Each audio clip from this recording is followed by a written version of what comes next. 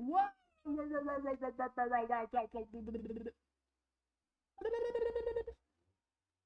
It's me! Hey, people. Oh my god, what a week, dude. It's not even over yet. You know what I mean? Holy shit. Oh! New new. Hello! Hello! Legendary Nightly Painting. Magnus. Aspirins. Mr. Minnesota. I have a surprise. I have a surprise. Oh, you can see it already. Hurricane, what's up? Noom noom, how you nooming? Look at this. I have a surprise. I will show you my third. I was about to say my third leg. No, not my third leg. My third hand. Hello, everybody. I guess it looks like it's my left hand. I can now touch chat. Oh, touchy touchy. Hello, touch everything. I can touch my face. Oh, oh. Touch the slime. Yes. Banana. Oh, that's important. You gotta massage the banana. Yes. I can now massage the banana, dude. Yes, yes, yes. It's beautiful. I can feel the stickiness of this chocolate. There's some ridges here because there's sprinkles. Oh, banana. This end right here, it's kind of, you know, it's kind of exposed. The exposed end of the banana, the protected end of the banana, and I touch it. Wow, that's beautiful. I still cannot eat it though. Ah, rah, rah, rah. I cannot eat it, but I can touch it. So that's an upgrade. That's a good upgrade. Yes. I can touch the banana. How you doing? Ah. How is everybody doing? How is everybody nooming on this Thursday? Thursday! Oh! Can touch chat. Hello, Legendary. I touch your face. I have Kit Kat. Dude! This week is shit. That's what I can say. I've been doing a lot of tax things. I've been doing a lot of adult stuff this week. Adult stuff, taxes. I hate doing it. First, it's because I don't like waking up early.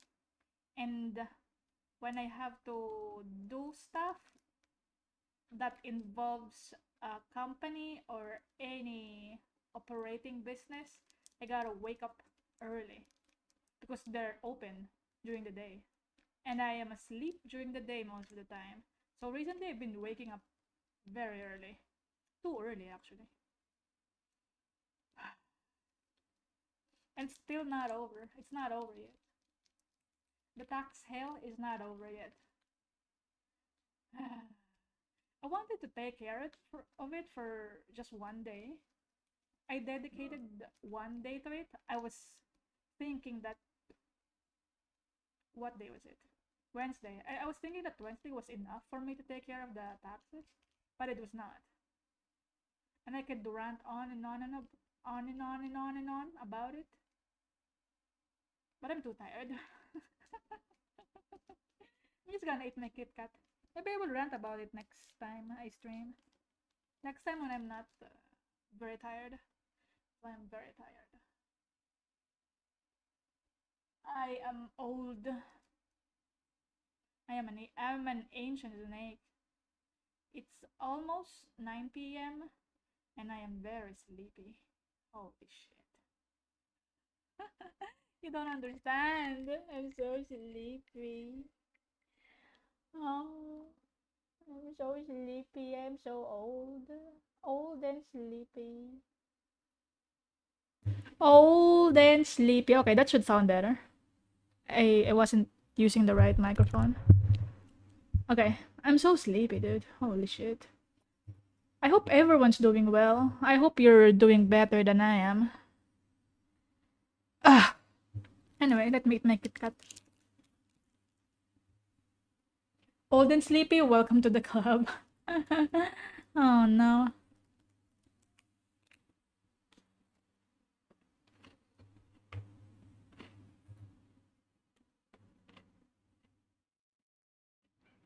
Oh. It's capturing the wrong thing. Hold on.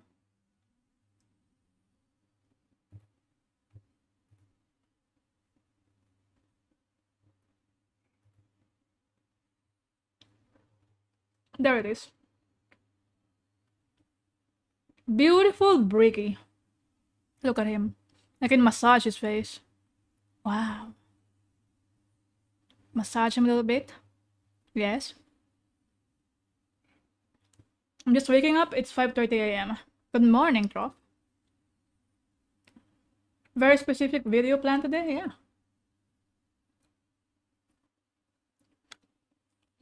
It's almost 2 hours. Oh, I didn't look at that, huh?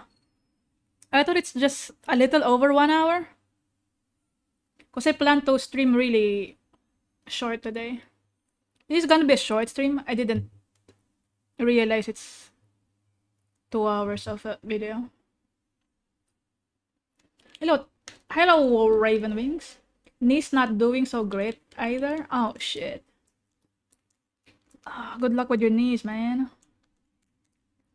Just watch half of it. I could.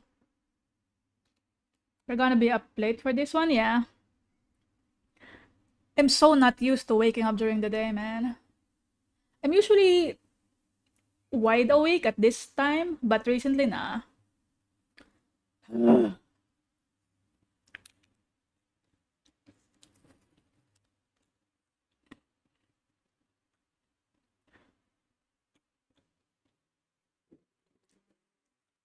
Let me eat my Kit Kat first. No super late stream today, no. Nyum nyum, Amelia nyum. Welcome. Welcome, welcome. Welcome, fellow Newmster.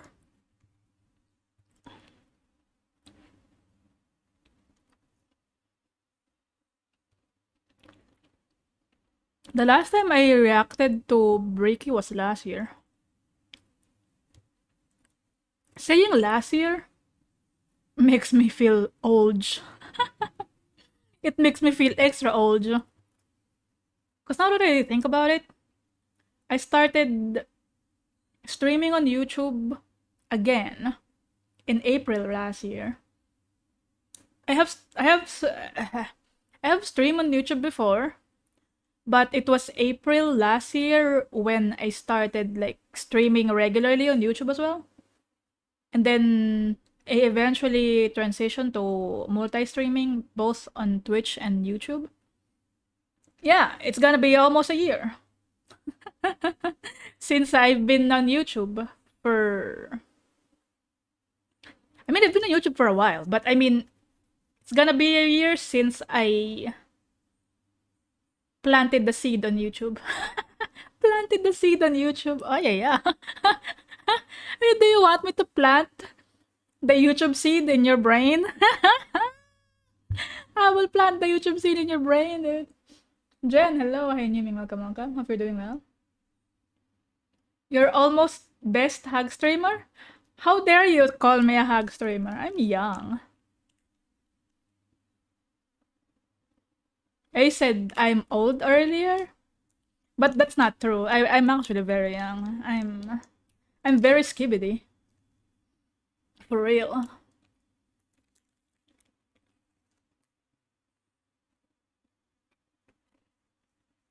Literally just finished watching the video before jumping in here. Ooh. Doing okay, recovering. I came home from the hospital last night. Aww. Take care, Jennifer. Jen? Why did I read the whole name? Take care, Jen. I hope you recover fast. Take care. I'm not a hug streamer. Very hooked to much Uganda knuckles? Yeah, yeah. It's okay to call me Jennifer. Jennifer Chan. Dude, earlier? Oh my god, I am yapping. I haven't streamed in a while. I miss streaming, dude. You know how it is. If you're new here, hey, it's me, Naganyum. I almost said, hey, it's me, Seth. Hey, it's me, Naganyum. I yap a lot. There you go, that's the intro. Nyum Nyum? It's me, Naganyum. I Nyum play games. I yap a lot. And this is my banana. This is my banana right here. This is my hand. This is my real hand. This is my left hand. It just is very long. Look at that stretch, dude. Oh, such a long yellow hand. Beautiful. Feed burger? I don't know if the redeems work right now. I didn't check before streaming. Anyway, I'm still eating this chocolate. That's why I'm yapping.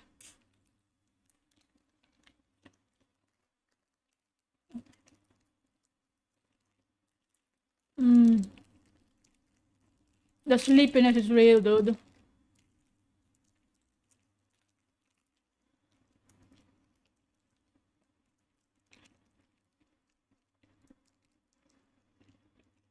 Oh, right.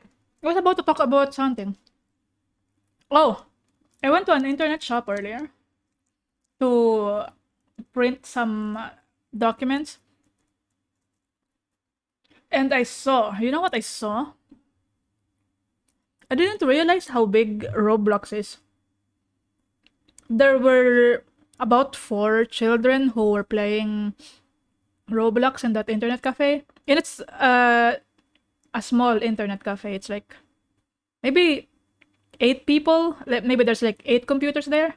And half of those is children playing Roblox. Like maybe between 5 to 10 years old. Maybe I'm not good at estimating how old people are. But maybe like that. They're really young. They were just playing Squid Game on Roblox. And I was watching. I was like, huh. I didn't know Roblox is so huge. And one of the kids keep dying in game. I guess that's the point of Squid Game. I don't know, man. I don't play it. And there's another child who was playing that dress-up game. What's that dress-up game in Roblox? I don't know. Maybe there's a lot of them. Who knows? She's playing this dress-up game. And for some reason, the character also has a car. I guess it's like a simulator kind of game.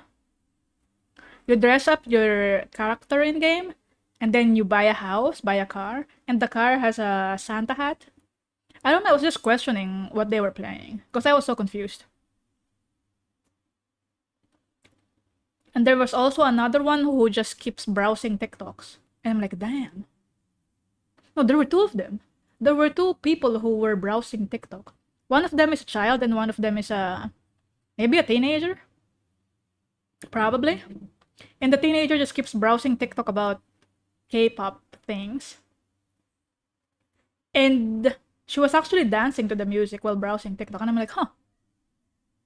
I was thinking, if I was in that situation, I wouldn't be dancing in an internet cafe. She was into it. Holy shit. She was into the TikTok. K-pop TikTok. I don't know. Maybe I'm just too self-conscious. That's why I wouldn't do it. A car with a Santa hat? I'd question that too. Yeah, right? Car with Santa hat. Hello, Crispy. Roblox is extremely popular. Yeah, I didn't know, because I don't really go out to internet cafes. I have my own computer at home, so why would I, right? I only go there to print stuff.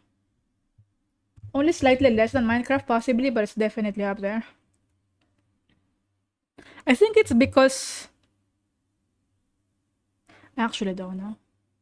I don't know how people play Roblox. I was gonna assume that you need an account, and then you can just log in any PC, and you can play the game. As opposed to Minecraft. I guess if anyone could just log in your Minecraft game, right? Is that possible? Oh, God, I don't know. Computers are hard, man. Lunchtime?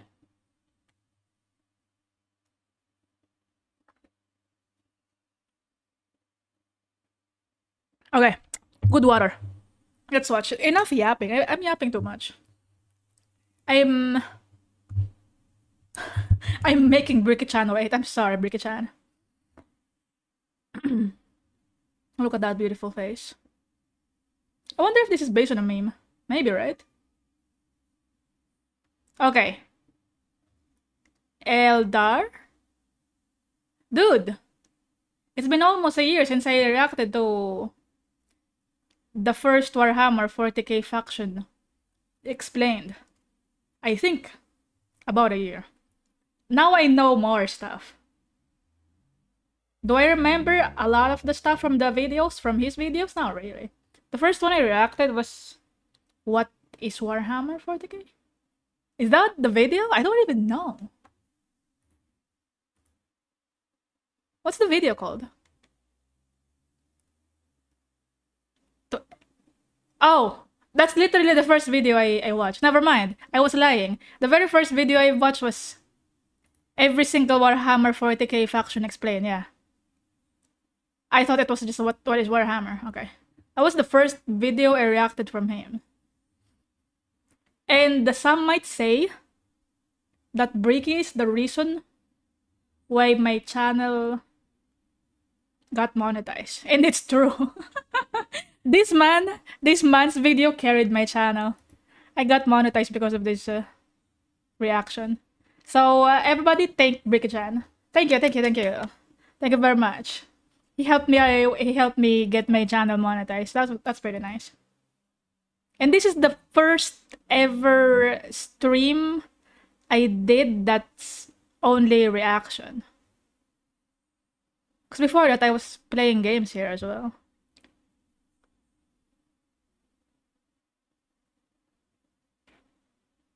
So yeah. Okay, so let me see. I'm gonna test my knowledge from this thumbnail first. Obviously, he's human. Guardsman, yeah? Oh my god, I remember. He's a guardsman. Why? Because of that green thing. Guardsman Joe wears this kind of outfit, so I know he's a guardsman. This one is an Eldar, and this one is a Necron. I'm sure this is a Necron. I'm not really sure if this is an Eldar. Probably. Why is it red? I don't know. That's all. Excuse me? So bigged up. That man has strangely huge impact on the Vtuber community? Yeah, he does. Okay! Let's start watching. Enough yapping, dude. In the kind brightness of the far past, there was no war. Our galaxy was, for a long time, wow, fairly empty and quiet. Is he gonna start from the very beginning? With the frogs? The frog gods? I guess so, right? Okay, I'm just gonna check something. Hold on. Sorry.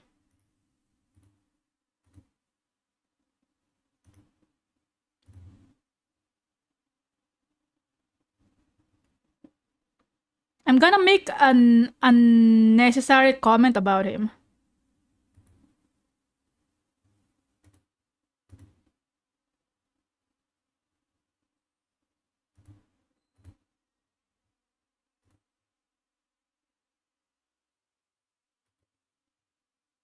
There's a little bit of white there.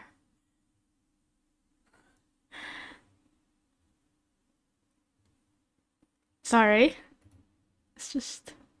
I was just checking what the difference... what 5 years of difference... What difference does 5 years make? God, English is so hard. He wasn't wearing sunglasses before? Guess not. No. 5 years later, wearing sunglasses, a little bit of white beard. White beard! Different hairstyle? Maybe it's the same hairstyle. I actually don't know.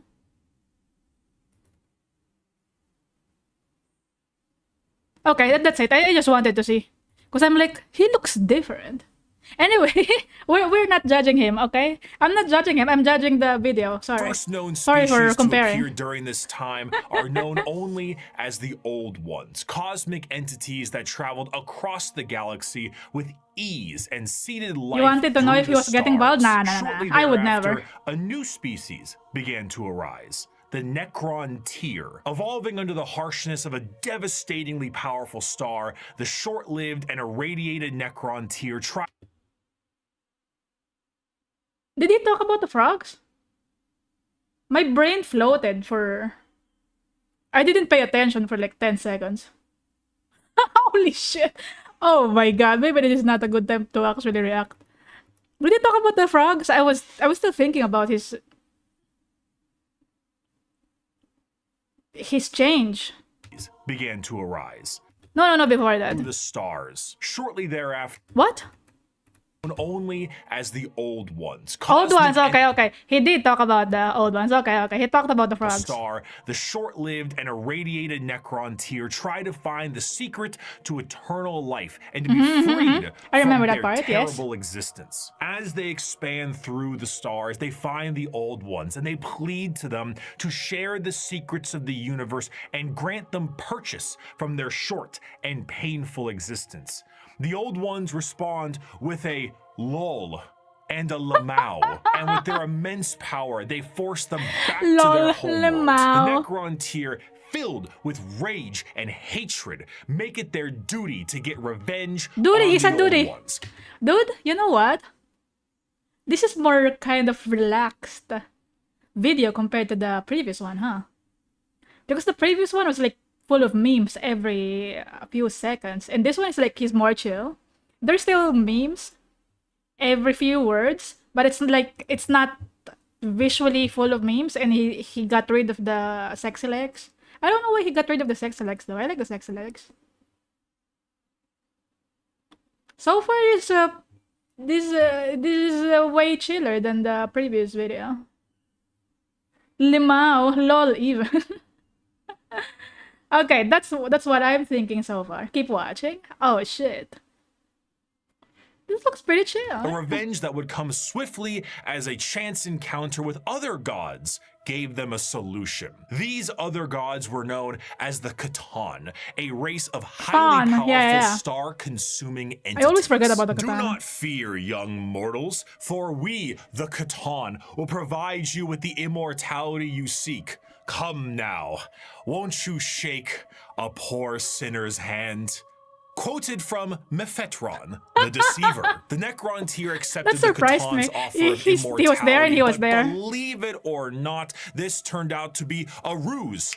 A trick. The Catan crafted gigantic furnaces and began the process of biotransference. The Necron tier willingly walked line by line into the furnace. Look at that. That's beautiful effect in the background. Who devour stars and had their souls consumed instead. The short-lived, irradiated, and cancer-inflicted race of the Necron tier ceased to be, and the immortal, soulless Necrons remained. Now backed by the immense power of the Catan, the Necrons rally against the Old Ones, and the bitter conflict in the stars at this time is known as the War in Heaven.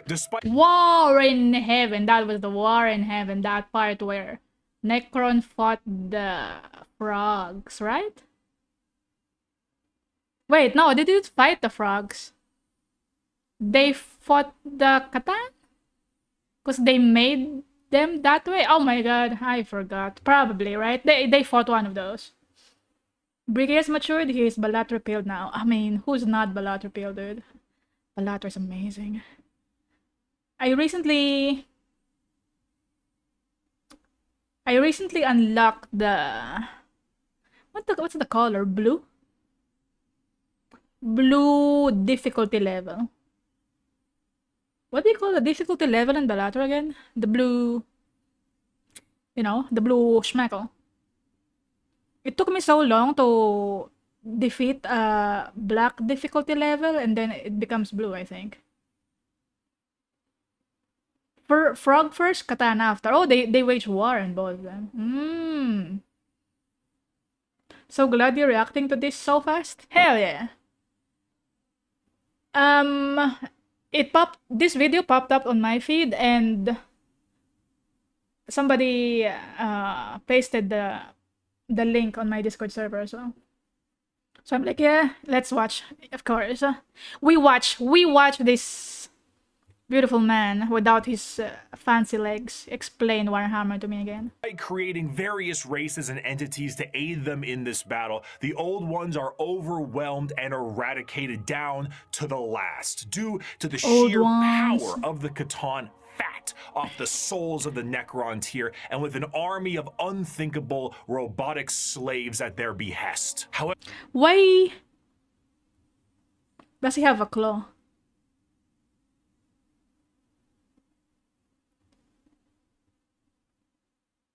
Like the Emperor's claw. Is that blasphemy to say? Oh, it's not blasphemy, heresy. Is that heretical for me to say that he has a claw similar to the Emperor? That's very fancy. That's so like, yes, queen. Look at my nails. I mean, my claws. I feel like this is the first time I've seen this art. It's a beautiful art. However, the Catan are greedy, spiteful gods, and when there was no foe worth killing, they turn on each other. The Necrons then put their sights towards the Catan and lay waste to them, securing their freedom. The once subservient Necrons now control their former masters. Worn out and weakened by these wars, the Necrons under their leader Zarek the Silent King lie dormant, with a plan to eventually wake and reclaim control over the galaxy. Over millions of years, empires rise and they fall. The species created by the old ones have footholds over the galaxy, but on a I actually have a question about the Necrons. Sorry for pausing at a weird time. I have a question about the Necrons. Are they still sleeping? Because he was talking about them sleeping, right? They decided to go to sleep eventually. Maybe he wasn't talking about that yet. But they decided to go to sleep eventually in those pyramid... I mean, not pyramid tombs. Definitely not pyramid tombs. Are they still sleeping in 40k? Or are they already awake? Or are they sleeping and then every time somebody discovers them, they wake up? Like in the Mechanicus game. Or like in the Space Marine 2 game. They're kind of chilling, but if you go into their territory, they're gonna wake up. It's like, hello? Who's there? This is my house? Maybe something like that. Most of the Necrons are still sleeping in 40k. They're waking up, but he goes into more detail later. Oh, okay, sorry for asking. In the current timeline, they're waking up here and there around the galaxy. Oh, they didn't set their alarm clocks at the same time?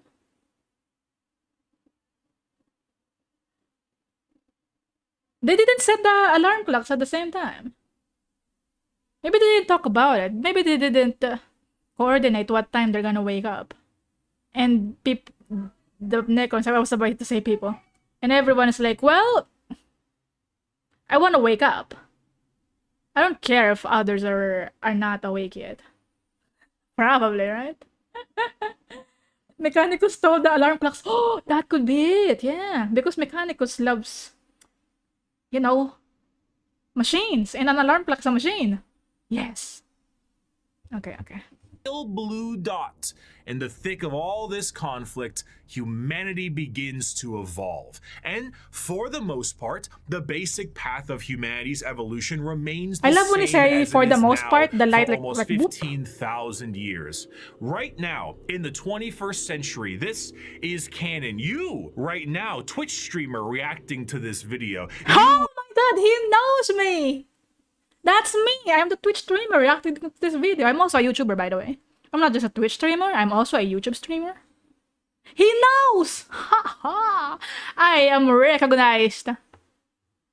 probably doesn't know me. He's just, you in general. But thank you for knowing me. I'm Naga. Hi.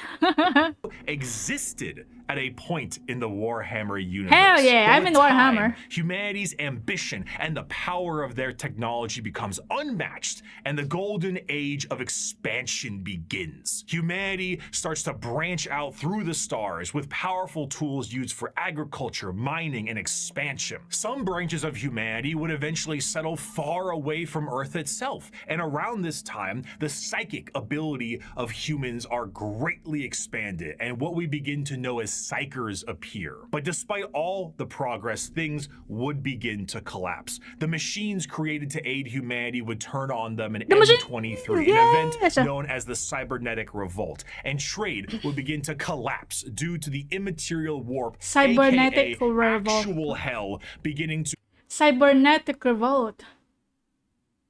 Actually, it's like the second Renaissance. Maybe it's not called second Renaissance. Do you know Matrix?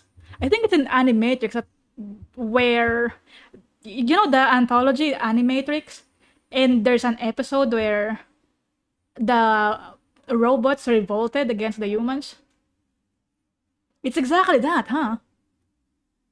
I wonder which came first.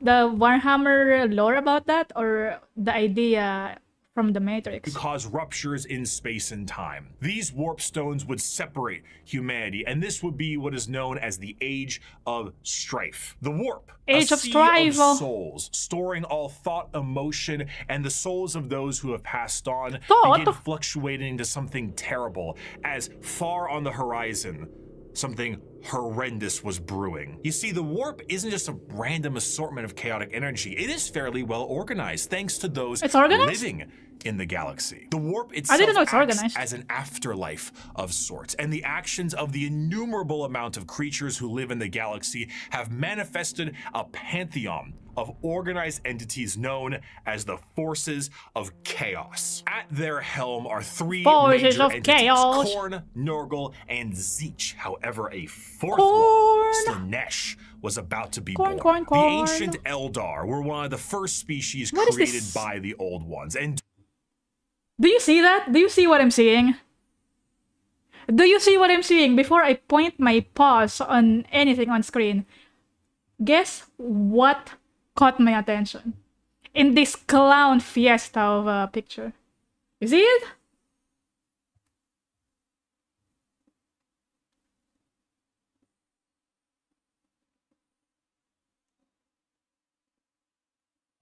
Damn! What's that? I touch it. Holy! Naturally. What are these? What are these clowns? Eldar? Are they also Eldar? Why are they so colorful? He's not an Eldar, he's a Cakedar. Okay, they are Eldar. There's also these two. They wearing black, but the others are wearing really colorful outfits, but these two are wearing black. Why? I don't know. But this one, this is the star of this piece for sure. That's beautiful. Zoom in, enhance. due to their extreme and unbridled excess, the birthing of Slaanesh tore a hole in the galaxy and forever split the Eldar into those of the craft world, who sought to bring their species back together, this looks like a and Mechanicus. those of the Drukhari, who wished to continue what caused the birth of Slaanesh in the first place. The birthing of this fourth Chaos God settled the warp storms of the Immaterium and ended the Age of Strife, but humanity was still fractured. So one man revealed himself and spearheaded an immense attempt to reunite all the fractured pieces of humanity.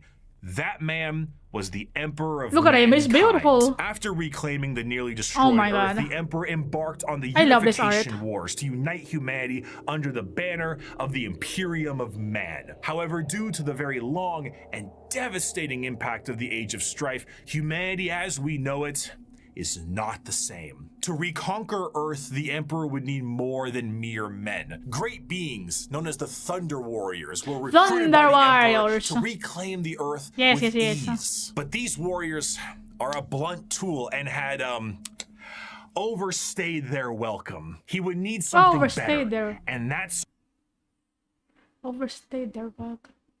Did he kill the Thunder Warriors?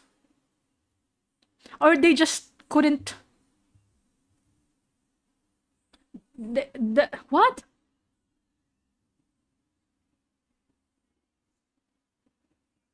Did they die in war, or did the Emperor kill the Thunder Warriors? He did? What the fuck? Why would he do that to his children? What?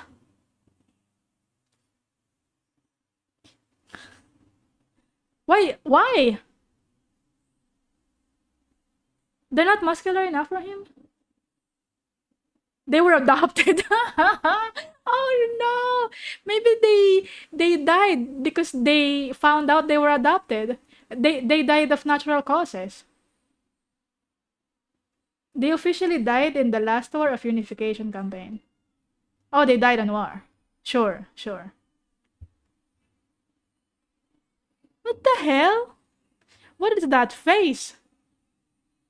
He's like mewing. Solution would be known as the Space Marines. Superhuman soldiers that will have the skill and cunning exponentially greater this animation than the though? mortal man. Hell yeah. These new warriors would be commanded by an elite group of his very own sons known as the Primarchs. Unfortunately though, Daddy didn't charge the baby monitor, and his 18 sons would be stolen by the forces of chaos and scattered across the galaxy. This would begin the Great Crusade, a monumental task to take back the stars in the name of humanity and reclaim the lost Primarch sons. However, he would need the fires of industry to make this happen. Looking to the distant cousins of Mars, the Emperor signed a treaty with the technologically irradiated hellscape of the Red Planet and allowed the cult of the machine god, the Mechanicum, to supply his crusade. I love Mechanicals. While Space Marines were the tip of the spear, their numbers paled to the vast might of the Imperial Army and Navy. The Astra Militarum and their seemingly endless numbers make up the bulk of the fighting force for humanity, supplied by the intelligence and prowess of various agents of the Imperium, such as rogue traders and assassins. Due to the lack of connectivity between the worlds, what a society had become over thousands of years became mysterious and varied. Tools once used for harvesting and agriculture now are being used as machines of war in the form of imperial knights. Some of these fractures of humanity would even be changed further and become unrecognizable to the average human, with differences in size, skin color, appendages, cat ears sometimes. Some cat ears? Really? Okay, from what I understand, the Mechanicus are the ones who do experiments on the body, right? Because flesh disgusts them. Does that mean it was the Mechanicus who also bestows upon humanity cat ears?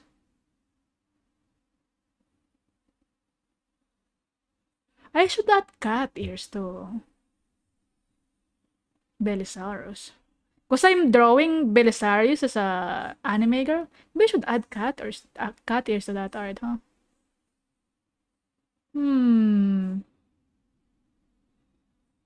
It exists, but don't think about it. Beastman. Oh, Beastman.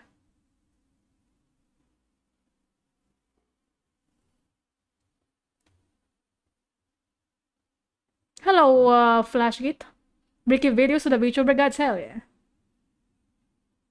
From the moment I understood the weakness of my flesh, it disgusted me.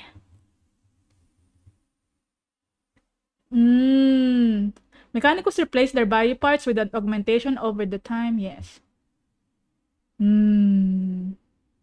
Belisarius call anime girl would be wild. Let me show you. Where did I save it? Oh shit. Let me think. If I was Belisarius, where would I be? Okay.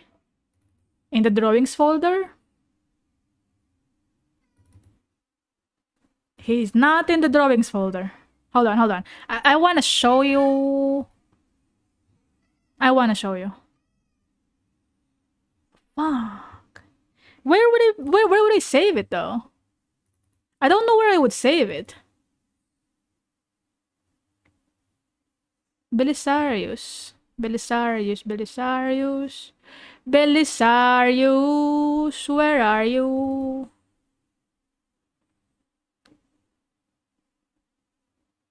Oh. God, I don't remember where I saved it. That's the problem. I don't know where I saved it. I found it. I found it. I found it. Holy shit. I found it.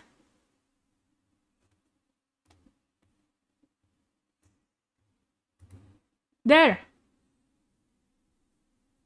It's Belisarius-chan. It's not finished yet. Because I don't know how to draw this part, and this part, and this part. Most of the stuff I don't know how to draw. But the face is kinda there already. Underboob is there. Little doll. Little wrench. Because all Mechanicus have their personal wrench that they keep in their pocket at all times. Belisarius-chan, right here. I should add cat ears, huh? I mean, I added cat ears to the servitor. So there's cat ears already.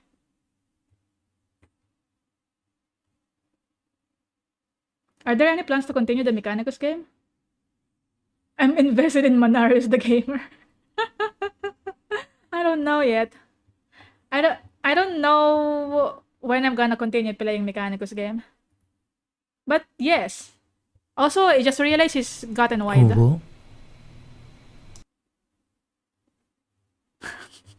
White Bricky does not exist. He won't hurt you. Meanwhile, White Bricky would go so far to become their own galactic societies, like the miners of the galactic core and their immense supercomputers, forming the Leagues of Votan. After an incredible amount of effort and books, the lost sons of the Emperor would be reunited, and the Imperium of Man would be firmly established. No way. This, however, would not last. Be it intentional or accidental, the Emperor would not reveal to his sons the true nature of the galaxy and the terrors of the warp. And this oversight would result in one of the most impactful wars in humanity's history. The favorite son of the Emperor, Horus, would fall Mr. to Baldman the powers himself. of chaos Yes. and turn on his father. Dude, that's the first time I've seen that art. He is extra bald in this one, huh? Why does he have a wolf on his shoulder? It's very bald. What is he holding? Is that what I think it is? Oh no! I hope not. Is he a furry? I guess, right? He rebelled because the Emperor found out he's a furry. I think that's the real reason he rebelled. And the Emperor does not approve of his Horus Precious to be a furry. Yeah, probably, right? Horus would fall to the powers of chaos and turn on his father. This betrayal, this backstabbing, this heresy. This Horus heresy. He said it! Oh, he said it! Dude! I'm surprised he didn't say Horusy. Did anybody make that joke yet? It's a Horus heresy. It's a Horusy. Or you could pronounce it as Horusy. The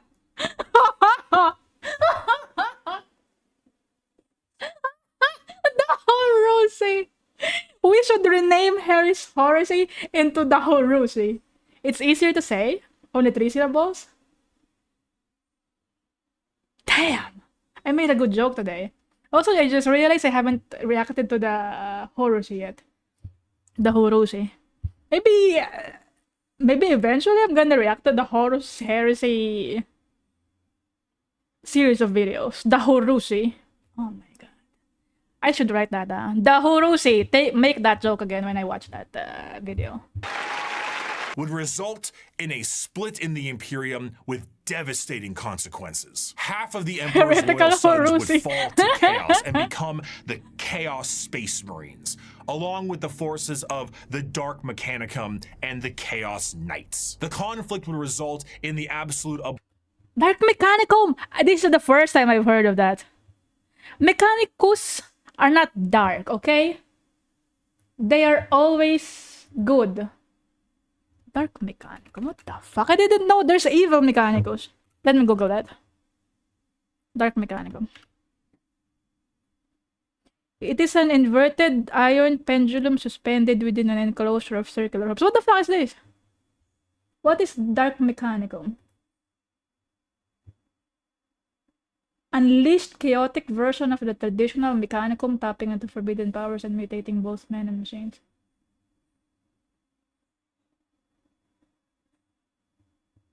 Their aesthetic is spikier, more alien, and far more sinister compared to the loyal Mechanicum force. What the fuck? There's emo versions of Mechanicus? I didn't know this.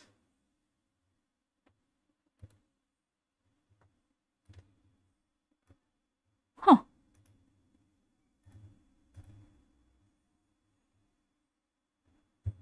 This is the first time I've heard of Dark Mechanicus. These are green though. Maybe this is not Mechanicus. This is Mechanicus? This one's? What the hell? Why did no one tell me about the Dark Mechanicus? Well, I guess this is the art that he's... No, it's not. It's not the same art. What? This is not a Mechanicus. Why is this showing up in the search? Why is his ball growing? Dude, one boobie is like corrupted. Look at that boobie. This is not a Mechanicus. Why is it showing up in the search? I don't understand. Dark Mechanicus. Oh my god, what is this? Explain.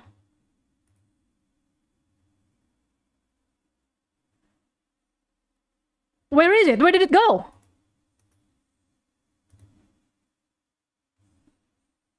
Where did it go? I cannot look at it. What is this?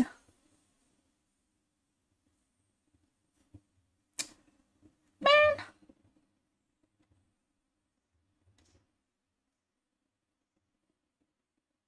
The fuck is this? It has boobies.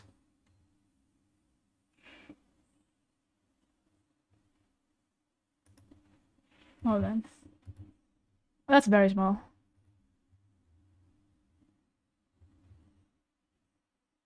Arc Heretic Kit Bash. Oh, it's a Kit Bash. Maybe it's not real.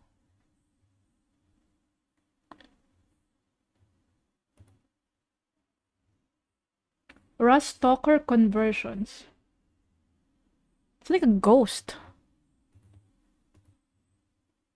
The one I was asking earlier, it kinda has this vibe. Hold on. Where did it go? Oh god, it's gone, it's gone. My brain is gone. Where did the boobies go? Oh, this one. The one I'm looking at kinda has this vibe. It's like half body. And the boobies are showing. And it has tentacles thingy. It's just floating. This is Dark Mechanicus? What the hell? That's pretty cool.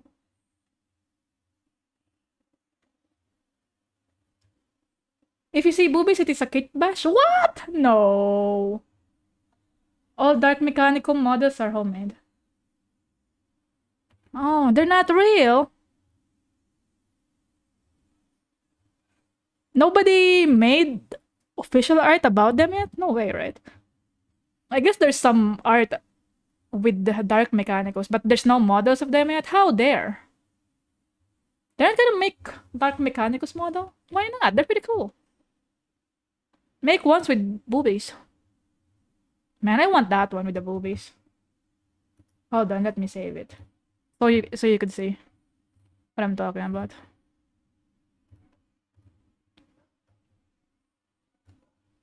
This one. You see that?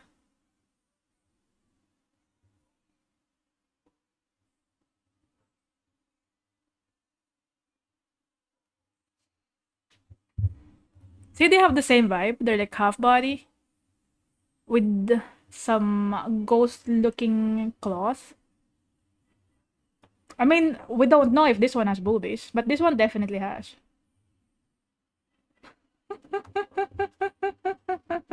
That's definitely homemade. Holy. Hello, Bellows. Welcome, welcome. Savdo Brush, welcome.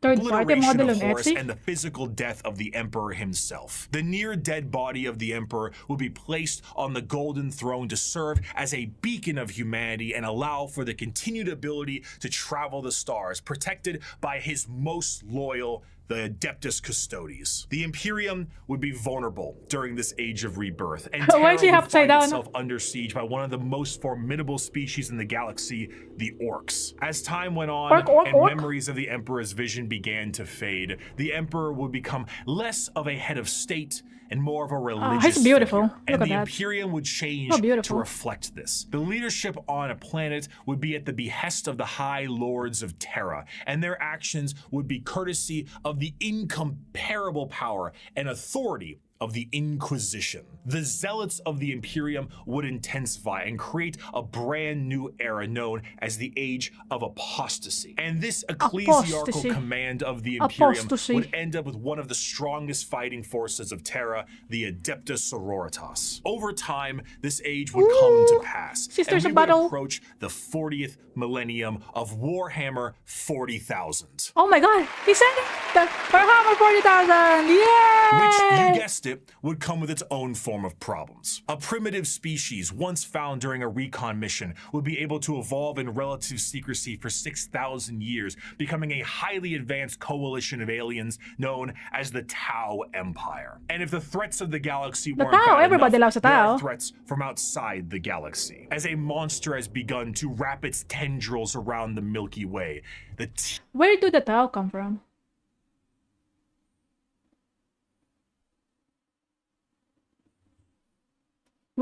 Wait, let me think. Were they also from... No, they're not. I was about to say, were they from the Old Gods? Probably not, right?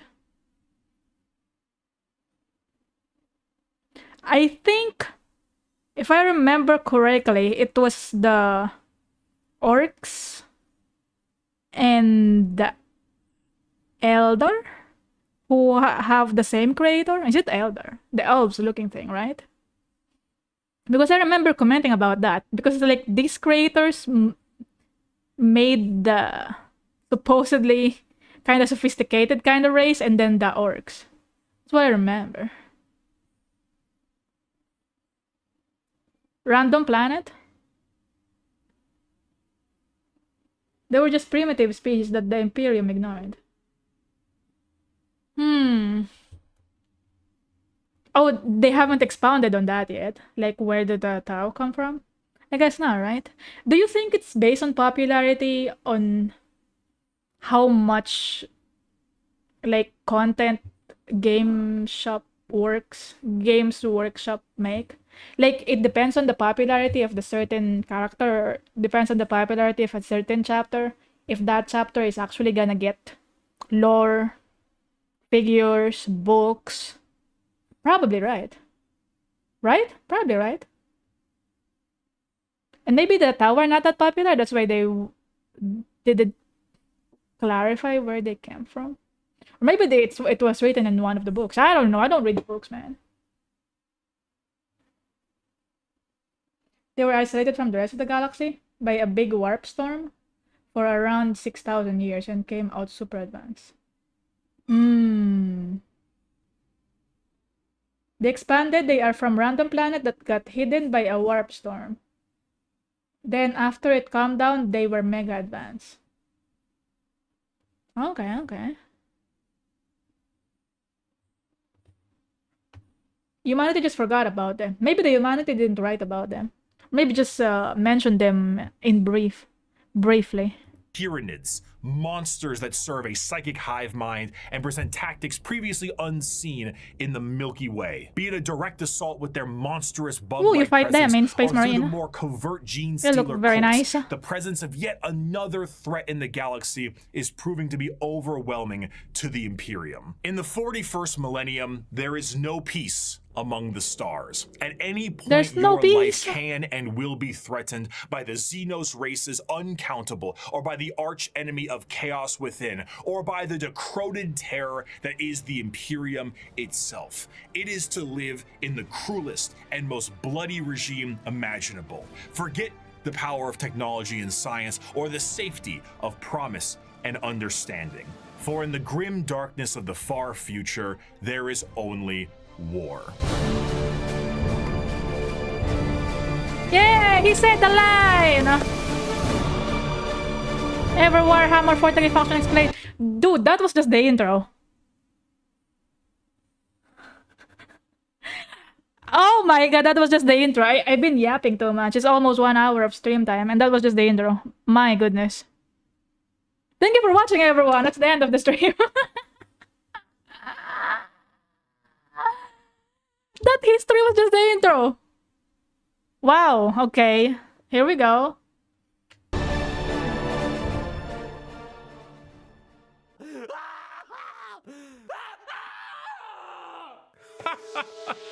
A fantastic job, well done. once again, Mr. Kurz, the Night Haunter himself. Oh, didn't you love that, my faithful audience? Once again, we have another criminal over the course of 6 hours break every single bone in his body. And with that, once again, our glorious leader has brought the crime rate to 0%. Ooh, let's go. Brought to you here on Nostroman News. I'm your host, Bricky. Thank you once again for Nostroman joining News. us. Our top stories for tonight. The weather forecast appears to be rainy with extra dark, so make sure you Extra pack those dark extra and rainy. batteries for your lamp packs. And of course, let's not forget the fantastic gang violence problem we're currently Gang having. violence? I'm sorry, what's that? Oh right, it's gone. No more gang violence. Wow, It's that's looking to be amazing. a chilly one tonight as well, so make sure your skin capes are nice and tight. Skin capes. That's disgusting. Wait, hold on, one moment. This just in. Adamantium reserves have tripled? Adamantium. Wow. I'm sorry. Self-harm rates have gone Love down yourself. to 0%. Aww. The Night He loves Hunter himself. smiled? A curse on you, eyewitnesses say. 5 Sorry. years ago. Sorry, I skipped your response. Or what was that? I want to say the joke. What is the joke?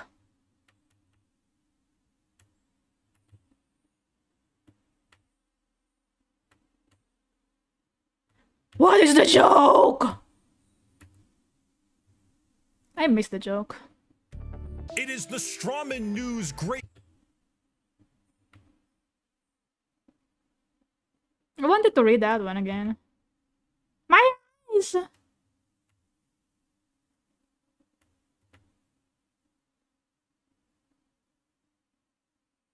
Breaking news. Yes?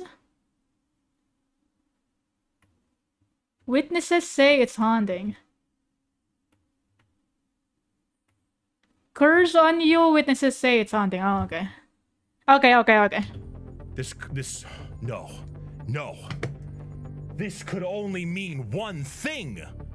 It is the Strawman News' great privilege to bring some color back in your life with the brand new 3-part Gamer Supps drop exclusively on this here news network. That's right, your esteemed host Bricky, myself, is dropping a 3-part Gamer Supps release for pre-order available now and only for a couple of weeks. Not only does it include a completely brand new artwork reskin of the Sweet 6-pack abs, I can touch the abs now. selling flavors in the entirety of Gamer Supps, but it also comes with the first ever all-over print Gamer Supps 32. Has any of you tried this flavor?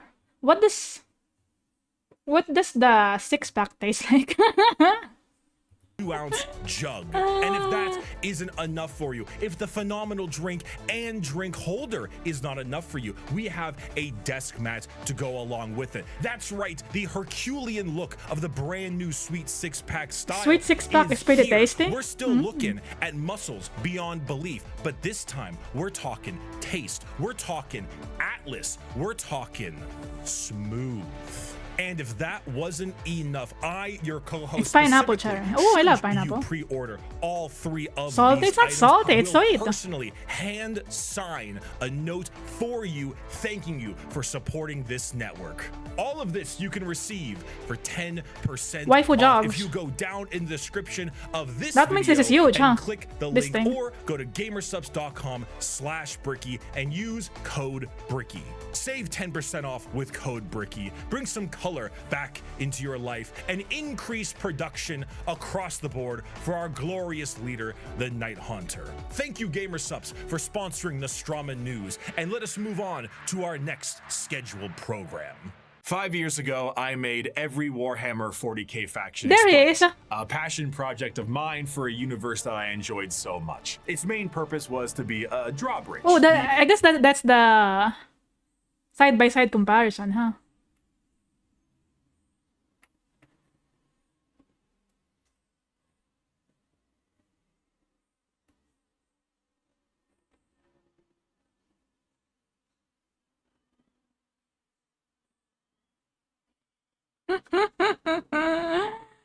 Ah.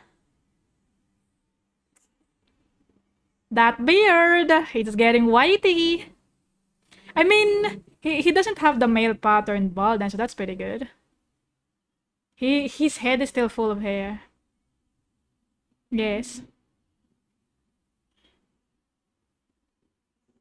So much. Its main purpose was to be a drawbridge, the separation between the layman who had only ever seen the big armored blue man situated neatly next to a Wetzel's Pretzels, and then the hardcore Warhammer lore nerd.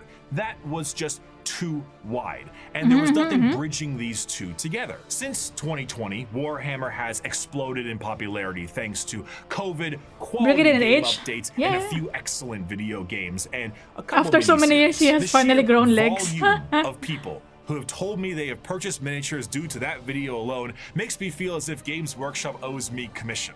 However, that video is incomplete. I was not a casual fan, but I was also not a hardcore lore junkie. In the 5 years since that video's release, multiple channels have sprouted up, and the drawbridge between casual to the obsessed has never been wider or easier to traverse. Even I, myself, have been a part of Adeptus Ridiculous, a podcast teaching lore in a much simpler and condensed form. Needless to say, I've learned a lot. Those are Warhammer is some nice so art. much more than just pretty Spaceman cute. shoots big gun. It has also grown substantially from its origins, being a Warhammer Fantasy spin-off just in space. Now, it is a black library filled with immensely Broken deep lands. characters, difficult themes, and even some tear-jerking stories. It is a backdrop for a million stories over a million worlds, and I did not see its true depth in 2020. But now, I'd like to share what I've learned. We just had a brief summary of the world and each faction that takes place during it. And we did that because to truly understand each faction, we must understand what makes them the way they are. And to do so, we need to begin in chronological order, discussing their origins, their culture, their powers, and of course, what makes them oh so grimdark. So let's begin with the group that started it all and sing praise to the Infinite Empire. The Necrons! As mentioned before, the Necron tier were the original form of the Necrons, an alien race far away from us that lived short, painful lives due to the irradiation of their star. Normally, this would manifest as like a sort of cancer, a space cancer of sorts. The Necrons Space are cancer. very much inspired by the ancient Egyptian aesthetic, but unlike the windswept dunes commonly associated with it, the irradiated hellscape the Necron tier endured was Far from picturesque, this also translates into their hierarchy. They are a race of nobles and peasants. Most of the peasants would often live for their very short amount of time, only a couple of decades, while the nobles tended to have better care and would live a little bit longer, but still far less than the average lifespan of a human, even today in the 21st century. The leader of the Necrons was Zarek, the Silent King. He was the one who took the deal with the Catan and the Deceiver. Of course, he wasn't aware of the fact that they were known as the Deceiver at the time, but the whole species was blinded by hate. I wonder if it was the Necrontyr who actually wrote that title about the frogs. Old God's Deceiver. Probably, right? Because he didn't know about them being deceivers, and it's like, from now on, they shall be known as deceivers in the history books. Yeah. After being debased by the old ones on their quest to cure their illness. The sheer pain Catan, not the frogs. The Necron race can't be understated, as their fear was manic. The Catan are, of course, gods that eat stars, and when the leader of your species tells you to march into the gigantic green this is some nice art, to dude. ascend to immortality, you march. The scenes from these are long lines of both the peasantry and nobles clutching their loved ones in a frantic act to save their own lives. Many of them already inflicted in the late stages of this space cancer, some of them crawling into the biotransference furnaces, trying to outrace death itself, without realizing death was the one who made these to begin with. What came out the other side was a soulless husk. And I say that literally. A soul is not an abstract concept like it is in our world, an immaterial version of oneself discussed and debated in religion and philosophy. Is it a physical thing in Warhammer? A soul is a real, tangible item of oneself. And the Catan basically were just like to every single person who went in their furnaces. If you were a peasant, you came out a Necron warrior, and you as an individual have ceased to be. You have no mind, you have no soul, and your body, as you know is made of an extremely advanced mass of re-knitting living metal known as necrodermis. You cannot think for yourself. Dude.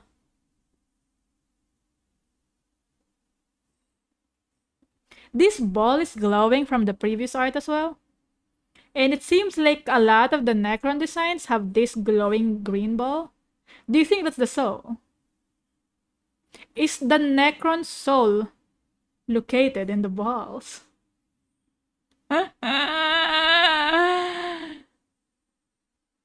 Probably, right? See? It's glowing. That's the soul right there. Damn. I'm learning a lot today. For you do not have a brain to think with. All you do now is await protocols from your overlords, which are the nobles who came out of the furnaces with their minds intact. Not their souls, mind you, because a human soul is also located in the balls. Are very much intact. These nobles now have command protocols, and they are able to command all of their peasantry and do with them whatever they wish. Zarek, the Silent King, is the most advanced of all the Necrons, a perfect metallic version of himself with incredible power and intelligence. His strength allowed him to lead the undead and the unthinking armies of the Necrons to battle against the Catan when they were at their weakest due to their incessant infighting, and then win back their freedom. But gods cannot die. So in reality, what occurred is the Catan were shattered into thousands of pieces, and each shard of their god was trapped in a stasis vault and mind controlled to do the bidding of the Necrons they once enslaved. Gods cannot die. In that vein, it reminds me of this Terry Pratchett book. Gods cannot die, they only quote-unquote die if their believers die. If no one believes in them anymore, they stop existing. So maybe it's like that here as well, right? Maybe in the beginning, like the Necrontyr, well, they did ask the Catan to make them less sick, right? Maybe in the beginning they believed that's why the gods are strong, and then they stopped believing eventually because they got deceived. And that's why that was actually the downfall of the gods. I'm just applying a different logic to this universe. But I feel like it makes sense. Like, gods do not die, their believers die. People do not need gods. Gods need people. You know what I mean? The biggest challenge they face now are actually the upstarts of the galaxy. The Eldar and the Orcs were quite prominent, and as you can imagine, a galactic war really takes its toll on the joints, or I guess the servos. It was in their best interest to wait out the galactic rise of the other races and come back at a more opportune time. So they went into stasis via these massive tomb complexes hidden beneath various worlds, biding their time until it was once again their opportunity to rule the galaxy. Zarek, the Silent King, as penance for his failure to his people, exiled himself into the darkness between stars for the next 60 million years, with his perfect memory a constant reminder of the doom he inflicted upon his people. Flash forward to the modern day and the Necrons are reawakening, but it isn't working as well as it could be. Whether the tomb world is reawakened naturally or by some imperial moron stepping on a green glowing rock, the Necrons have come back to reclaim a galaxy they consider rightly theirs. But 60 million years of hypersleep have taken their toll. Many Necron dynasties awake with systems unrestored and huge swaths of their population's minds completely lost. Necron nobles wake with various mental faculties sometimes exhibiting traits similar to excessive paranoia, schizophrenia, or even dementia. One notable Necron, Nemesaur Zandrek, believes that he is still back on his home planet fighting off separatists and interlopers. See, Oberyn, the separatists come, attempting to outflank me as they did at the 4th Battle of Vindach. How they calculate that daubing themselves green and roaring like savages will produce a different outcome, I cannot fathom. But it is of no account. Ready, my legions. Another glorious victory shall soon be ours. Other individuals, such as the esteemed Imhotep the Stormlord, seek to usurp the newly returned Silent King for rightful ruler over the Necron race, believing his time has come to an end, while scientists and archaeologists like Trazen the Infinite and Orikin the Diviner spend thousands of years bickering over artifacts and petty squabbles. Trazen the Collector, yeah? Oh my god, I remember. I remember, lore. Trazen is the collector guy. He likes to collect things and moments and memories or whatever he desires.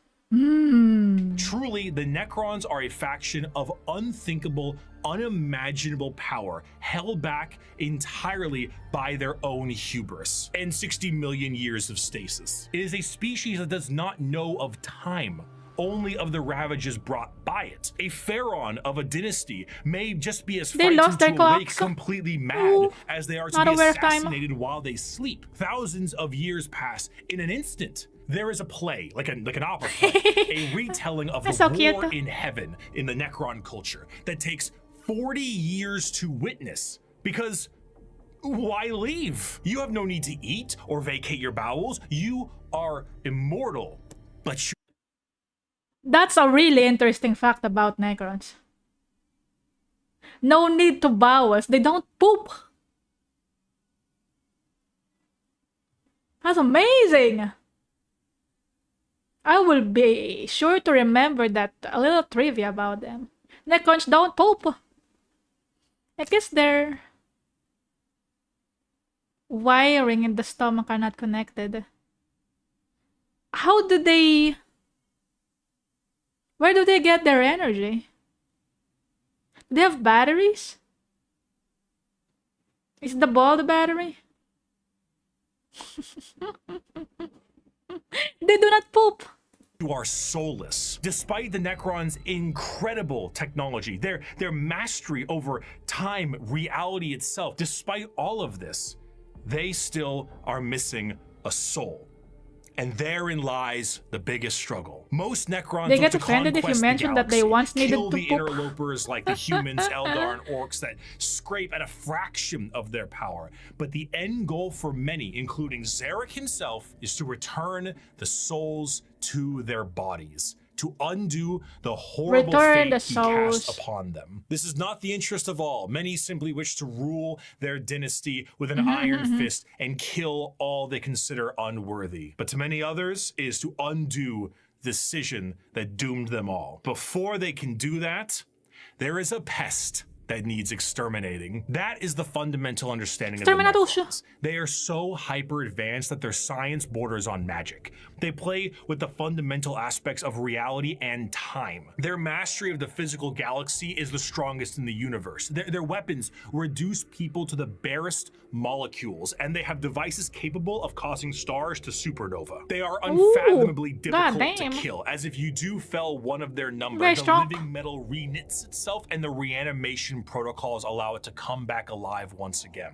They're masters of teleportation, and often killing a Necron fully will just have its consciousness translocated back to their tomb world to await reassembly. Normally they utilize large phalanxes of warriors and honorary combats, but some of them have fallen to various mind viruses. The destroyer cults are hell-bent on killing anything and everyone that lives with an overwhelming force. And then there's the flayed ones, Necrons cursed with you fight them in no mechanicals mouth and I in must the game. scream, a panic attack virus, as the last laugh of Landogo, the Flayer Catan. Slowly losing their minds, they strip apart their foes and adorn their bodies with the skin of their enemies, trying to better return to their old feelings of flesh and blood. The Necrons are a degraded version of their mighty empire, and still one of the biggest threats in the galaxy.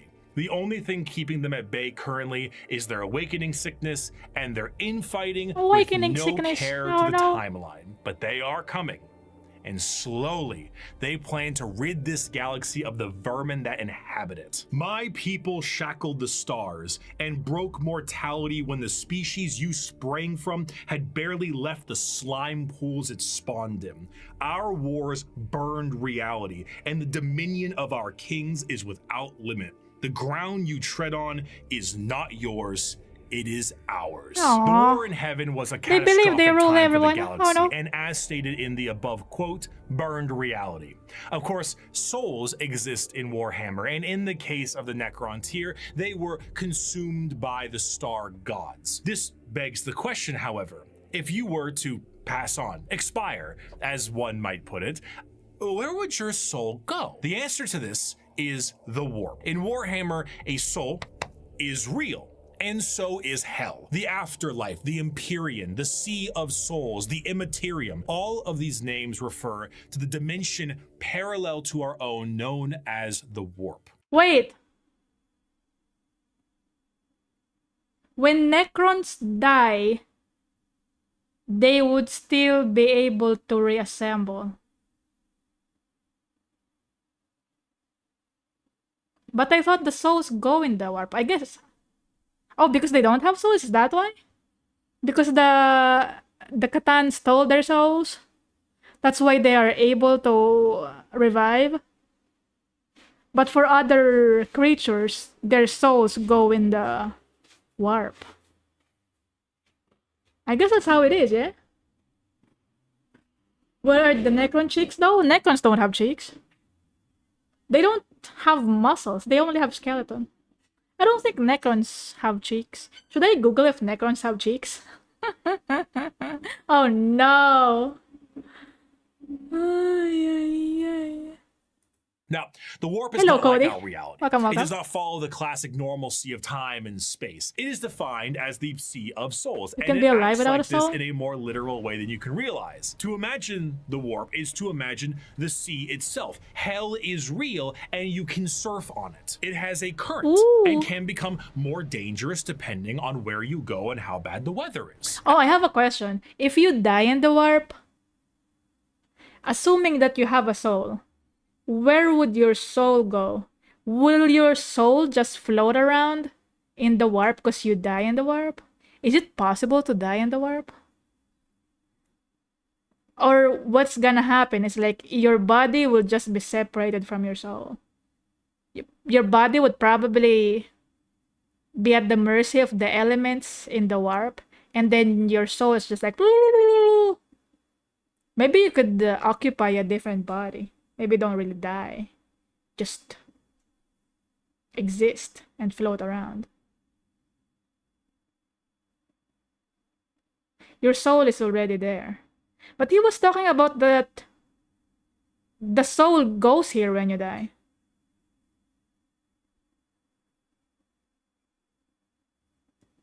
But what if you go here, but you're not dead yet? You go here as a living creature. If you die in the warp, you get butt stuff don't done to you by demons. Oh, I guess so, right? They're just gonna play with you. If you die in the warp.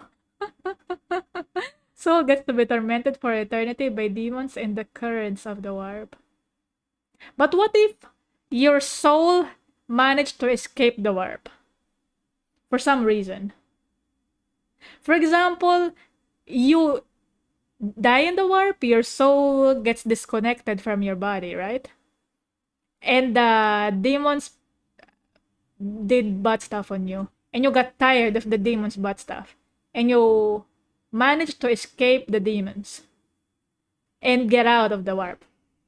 Maybe you attach yourself to one of those spaceships that's using the warp to travel. If that were to happen, if your soul goes into the living world, can you actually occupy another living body? I wonder. Ooh. That's a very specific question we don't know. If you go there, you can survive, but real possibility, you are crazy. First thing I hear is about butt stuff. Well, it was Legendary who talked about butt stuff. He said that if you die in the warp, the demons will do butt stuff to you. As the immaterium is a reflection of our reality and of our souls, all thoughts, all emotions, all feeling that goes with a soul is passed on into the warp. If an entire planet decides it's going to engage in a blood-fueled rampage of murder and gore, then the warp around that planet will be affected in a similar manner. It's not something that you can see. It is a parallel, not perpendicular dimension. But it is changing. To expose oneself to the warp for any period of time invites certain death outside of the most iron-willed of individuals, and to stare into it will drive one mad. Much like the open Stare into the warp, seas, and the warp will things stare back at dwell in you. the warp. Whether these beings were always there and were just emboldened by the carnage of the galaxy, we can only speculate at. At a time, you could say it was more calm. But a certain faction's galactic war in heaven didn't do it any favors. Now the warp is turbulent, and its realms belong to a pantheon of gods known simply as Chaos! The forces of chaos are beings that serve directly under their patron deity. There are 4 current gods of chaos at the moment: Khorne, Tzeentch, Nurgle, and Slaanesh. Each of them represent various facets of and emotions of sentient species and play a great game against one another for total control over their realms. Interestingly enough, while their disciples have physical forms we can understand, the chaos gods do not have a physical visual that you can perceive in reality. So while there are tons of fantastic fan art, we do not know what they truly look like, though they are conveniently color-coded. All of this is not canon, it's just fan art?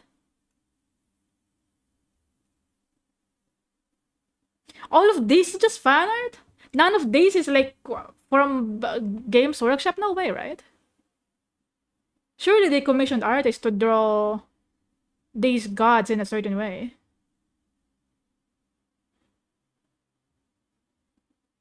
Or maybe it's not that their physical appearance always looks like that.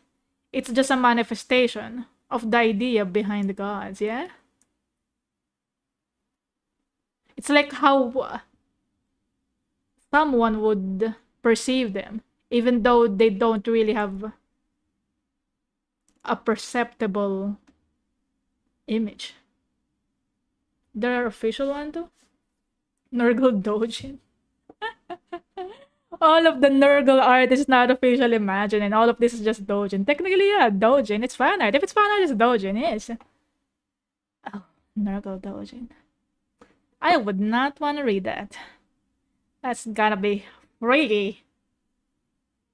Gods technically look different to everyone. Yeah. It's like similar to the Emperor, yeah?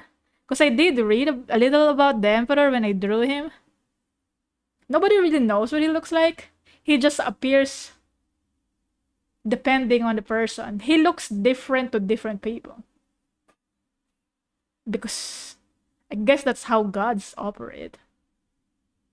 They show themselves in different ways.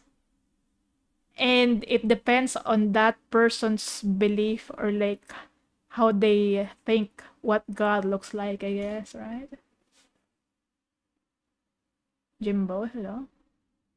Nurgle as the stereotypical ugly bastard? What do you mean? It's not ugly, he's just marinating, okay? He likes to marinate. Coded. Khorne is the god of blood and murder, carnage and slaughter. He is the one who is most powered by the wholesale killing of any living thing. For Khorne cares not from where the blood flows. With a sacred number of 8, he is the lord of all things involving killing and blood and gore. The champions are extremely strong as well, with monumental muscles and extremely large weapons. A true analog to Khorne would be his greater demon, the Bloodthirster. An enormous muscle-bound flying devil with an axe so large it splits tanks in a single swing. They move into battle with armor of brass adorned by the skulls of their foes and pools of freshly spilt blood. This may appear to be quite frightening, of course, demonic, one might say. But in the world of chaos, all emotions feed one of these gods in one way or another. If you were to define Khorne with single words, you would use blood, carnage, murder, skulls. But you'd be missing out on important ones like strength, honor, prowess, courage, and skill. Khorne is not just about the wholesale slaughter of people. He is about the honor and power of martial combat. The true strength there is in besting someone in physical strength and skill. Of course, a murderer would be someone who would feed Khorne, but a soldier could feed Khorne. A martial artist or professional fighter could feed Khorne. A warrior, good or bad, feeds Khorne. A diplomat does not. A premier soldier does. A GoFundMe does not. This is what leads many mortals down the path of Khorne, for he will bless those that bring him enough skulls. And in a world this destructive, there are many ways to reap a high tally for him. Prepare the Dreadclaws and unchain the Mad Ones. Glorious battle awaits us today, for the world below has refused to surrender. Let us descend upon them with fury and rage, giving no quarter and sparing only those warriors who fight well enough to earn a place amongst us. As to the rest, their lives and possessions are ours, but their skulls are for Khorne. Dude, this is such a nice speech, though.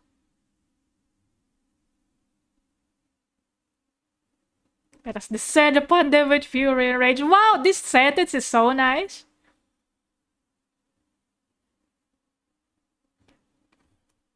Spare only those warriors who fight well enough to earn a place among us. Wow! That's beautiful. That's a beautiful sentence. Glory in battle. That's amazing. You could just replace some words here. And it's gonna sound like someone who's very nice. Who's a very nice person said it. You know what I mean? If you replace this word with unicorns and a rainbow. And the skulls are for Naganium, right? Sounds like someone who's not really a warmonger. I like this sentence right here. Descend upon them with fury and rage. If I ever want to explain and glory, I just kind of show them this clip. I'd never stab you in the back, Shepard. Warriors like you and me, straight to the face. Oh, hell yeah, dude. I believe that. Hell yeah. Amen. Do not backstab people. You gotta look them in the eye. You gotta look them in the eye when you do it. Amen.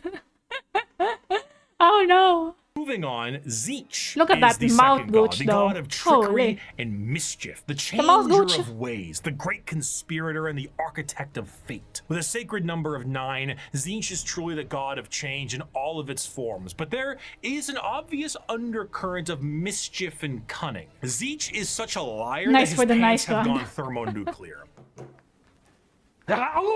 Oh. Oh.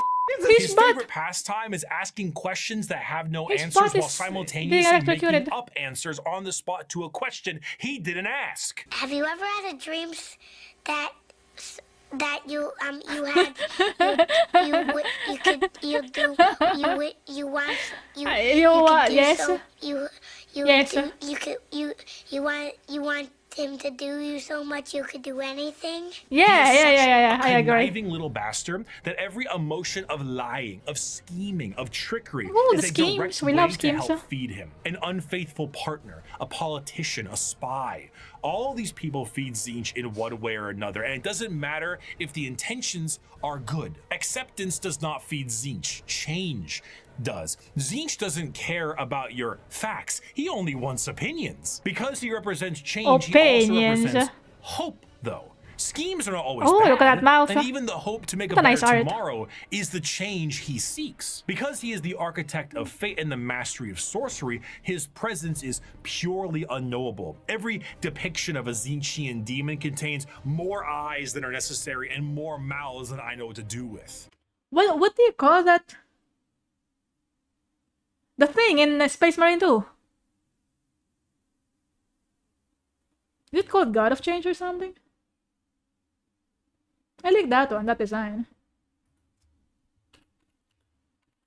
No, it's not God of Change, probably not.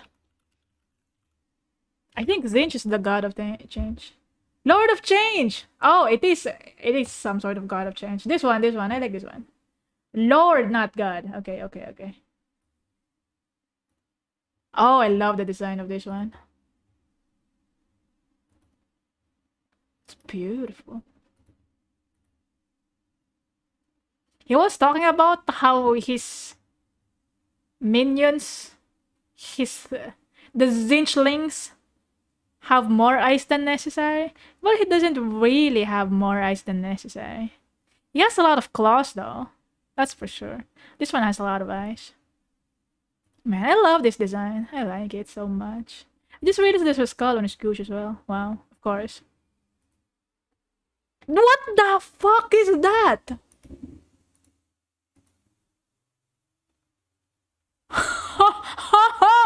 Holy! I like this one even more. My goodness. You can go behind him?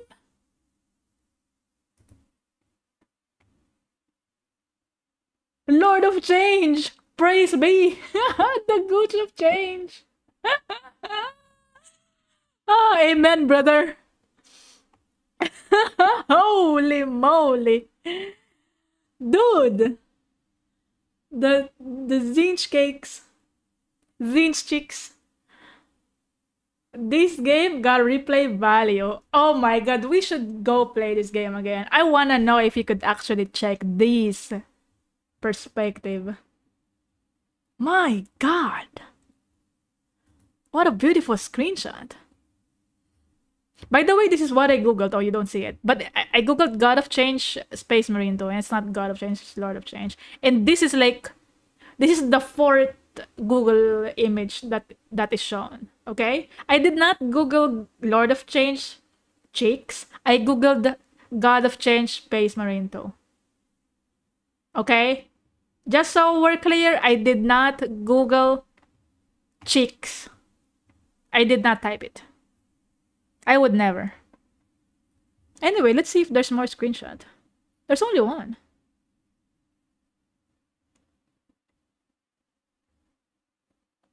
Only one.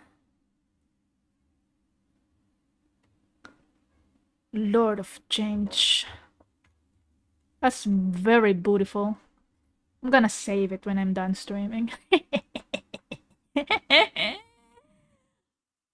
Oh my god. It is a biblically accurate angel if the angel gaslit you into thinking birds are government drones.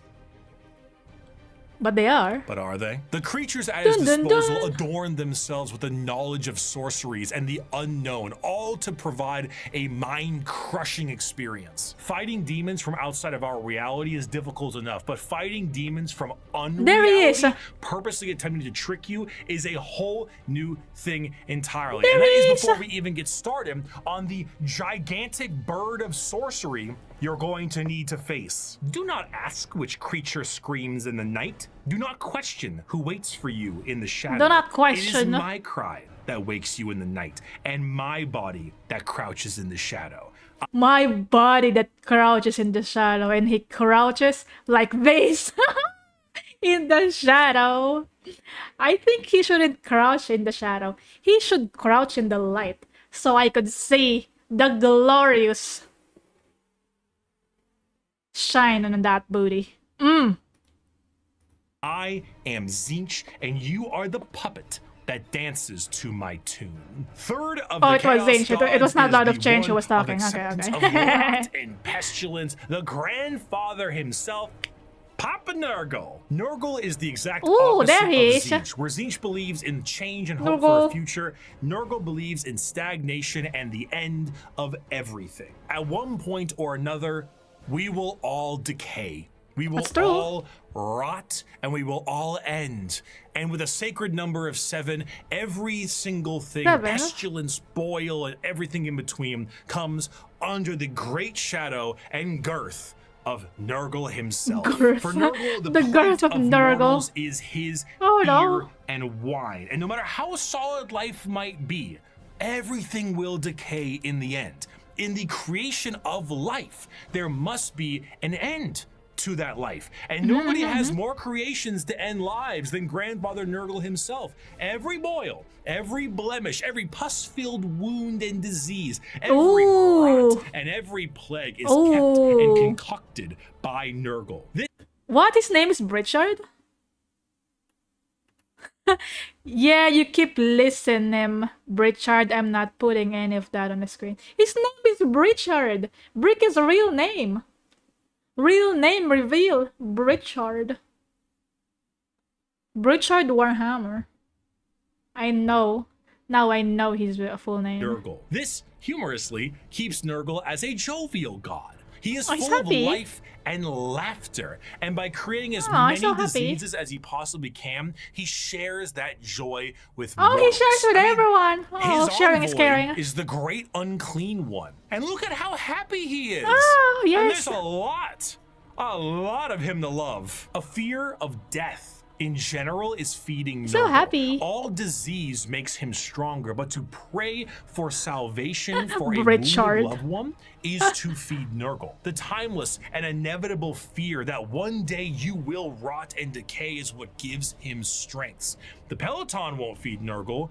Licking the doorknob on a public bathroom certainly does. However, should you embrace your grandfather's gifts, you may find an end to your pain.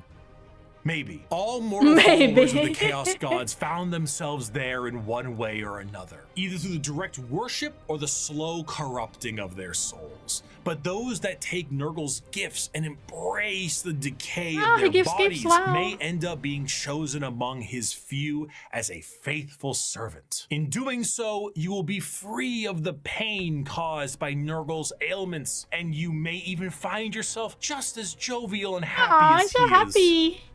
Maybe. His enemies shall wither and die. His allies shall wither and die. The universe and all within it shall wither and die. And when the great corruption has settled over the land and permeated the very foundations of reality itself, then shall the Lord of all rise from the rot and ruin, spread his arms wide to reclaim all of his dutiful children. What was that animation that we watched? Where they went to the Nurgle place?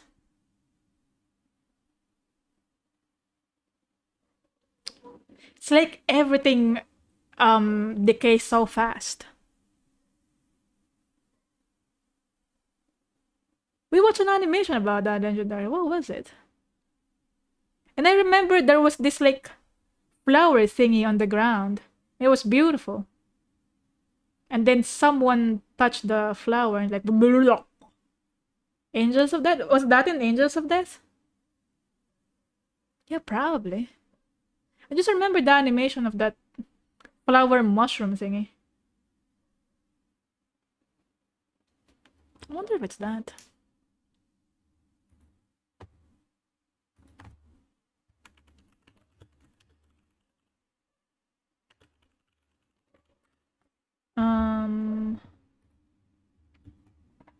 Let me Google.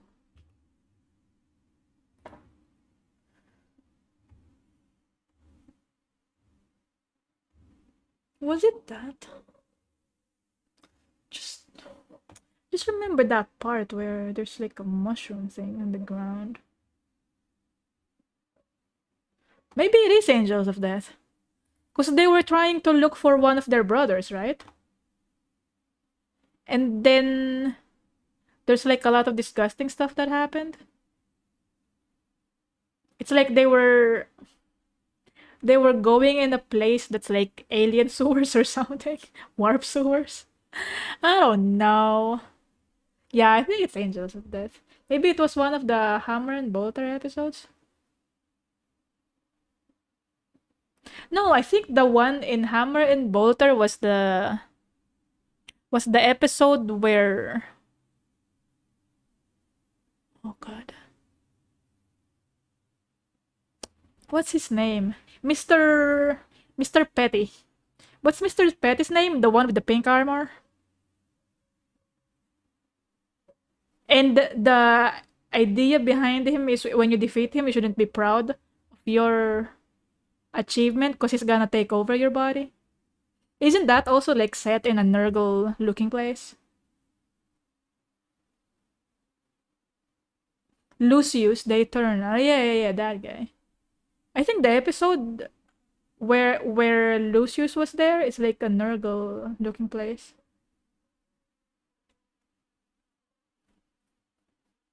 Anyway, I just wanted to talk about those. I wanted to talk about those, but I wish I could talk about them in detail, but it's been a long time since we watched them, so I forgot a lot of it. It's a different episode. The Nurgle episode in that series was a different episode from the Lucius episode? Really? I forgot.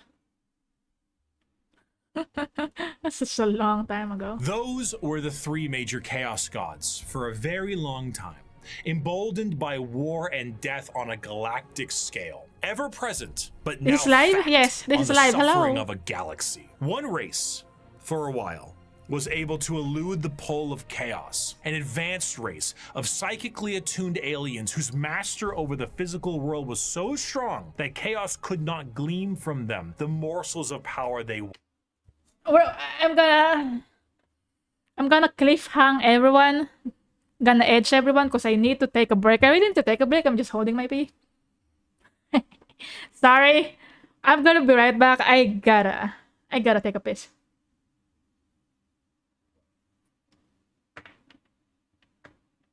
And also get some snacks. Hold on.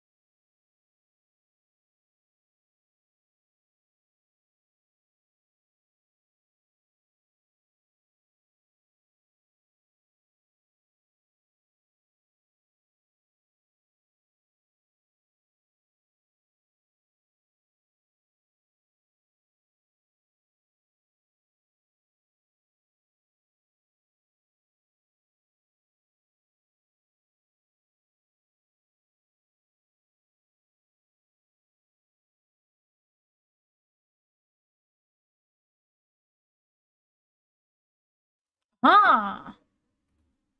Ha ha ha! I'm back. Once had, or so they couldn't. Not for a long while. 60 million years ago, in an attempt to combat the Necrons and Catan, Cone the heads. old They ones look like made cone a new heads. species. One with innate power in the warp and the ability to harness it with a mastery that was unseen by so many others. A mastery so powerful, the Necrons retreated to sleep in order to wait it out. It was no longer a galaxy to be ruled by them, but instead begin the age of the... The Eldar! The Eldar are a race of pointy-eared humanoids There that he are is all again. psychically attuned to the warp. If we're being meta here, Little butt. these are space elves, and these elves ruled the galaxy in the time the Necrons went to sleep and humanity began to rise. The Eldar's empire was galaxy-wide and lasted for Is longer it than Ujo? any other galactic power that we know of. Their understanding of all things was exceptional. With every single one of them being psychers, they had the ability to master the warp and use it to their advantage. See, being a psyker is basically like being a wizard, or I guess in this case it's more of a sorcerer, since you are born with the gifts as opposed to learning them. In order to utilize your psychic abilities, however, you must then reach into the other dimension, into the warp, into hell, for that power. So if you were to say, Dude, I just realized. When he was doing the movement where it's like you gotta reach into the warp. Reach into the warp to tap the potential of your psychic abilities. When he was doing this, I thought, I wonder if it's like physically they could touch the warp. And imagine, because the warp is full of demons, right? Imagine if you're an Eldar and you're doing this. Doing that hand movement into the warp, and then suddenly your hand goes into the butt of a demon. That's the joke I'm going for. Because do they know which part of the warp they're gonna be able to touch? What if there's like a booty on the other side? You know what I mean? Coincidentally, where you're bringing your hand up, a demon is sitting down. Aha. Will that give you more powers? I wonder.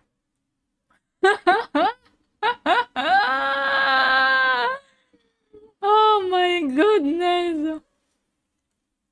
If that happened, the Elder would molest the demon because pre-fall Elder were like that. That's true. They love getting freaky. Maybe they do that in purpose as well. Warp into hell for that power. So if you were to say, cast fireball, your mind would reach into the warp, gather the strength to rewrite reality. Oh, it's your to then cast mind, not your fireball. real Now, you might hand. think to I thought yourself, your does hand that actually mean whoop? if you were opening up a power to the warp, you may create a lot of risk to yourself because of all the horrible things we just talked about in the warp? Yes. However, in Warhammer 40k, willpower is a real, tangible thing. In the sense Willpower that is in also its own tangible? right, Damn. it can be weaponized. Being strong of will means being strong of soul. And being strong of soul means you can resist the pull of the warp that much more. A more inexperienced psyker opens up a hole into the warp that is large. And that hole widens to get more power. Oh god, I cannot stop thinking about that analogy. That like you can reach into the warp and there's like a booty there. And if you're really powerful, you can make the hole wider. It's not just the warp that's gonna get wider. God! We should stop thinking about butt, huh? Allowing evil things to get in. A powerful psyker is able to open a very small hole, but with immense force to get the same amount of power with less risk. The Eldar are master psychers. Every single one of them can call upon the warp, and over My millions hold of also years, widens they have as I gain more perfected it so power. much so that they can weave structures out of it. In some species in the galaxy, they utilize the warp itself for interstellar travel. The Eldar ain't having any of that noise. How about we utilize a fancy alternative mode of travel that is substantially safer than the old ones created, called the webway? What about dying? Miss me with that. We no longer Webway. age. And if we do, The we just World be Wide Webway. reborn like that. Food, water, materials, we make things out of distilled warp essence itself. We sing unreality into cathedrals to dine in. What truly could the Eldari Empire possibly fear? Ooh, oh my god. The Eldari Empire's biggest fear was themselves. The society so perfect they wanted for naught, and this led them down dark and dangerous paths. When the base functions of society are no longer a problem for you, you tend to Debauchery? experiment. Is he gonna talk about a medium rare debauchery? steak on your plate would be better if it was elf meat. Hey, I'm not saying we should make cannibalism legal, but like, what's the issue with a little taste? Violent sports is one thing, but how come we don't do sports to the death? I mean, if Blood I mean, Bowl. I'm just saying, like, if both participants are willing and clear about it, like, what really is the problem there, you know? Art is in the eye of the viewer, and what is considered art is completely up to the concept of one's own interest. A canvas adorned with the blood of a man wronged is truly the What an visual image. poetry that our society needs. Hedonism. With a slow and consistent hedonism, the Eldar slid backwards into debauchery of the sort I cannot Debauchery! discuss on this The YouTube debauchery! video. Murder on stage, delicacies and drugs distilled from one another, the trade of slaves and concubines, and much worse. The Eldar physiology has their emotions heightened, and they can feel more than a human does. So while it can provide lows of pure despair, it can also provide greater highs than you have ever known. And swinging between the two of them was the Eldar game. The warp took notice of this heavily, Elder and gay. it began to I thought they said the elder gay. It's like, what? Okay. react. On a galactic scale, the debauchery and the hedonism of the Eldar race caused levels of warp storm so pronounced and so volatile that it cut off interstellar travel for all those who used it. Communications between planets was They're removed, causing warp and a storms, nightmarish era a debauchery. of old night No, no. began. This continued for thousands of years, hundreds of thousands of years. The Eldar all but removed from the problems being caused as they entered no. heights of more and more ecstasy. They needed more. It's getting sharper. And more and more. Nothing was ever Oh, it's getting enough. sharper. More murder, more torture. It's art, it's delicacies, it's life. Ah. This silence offends Slanesh. Wait. Oh no!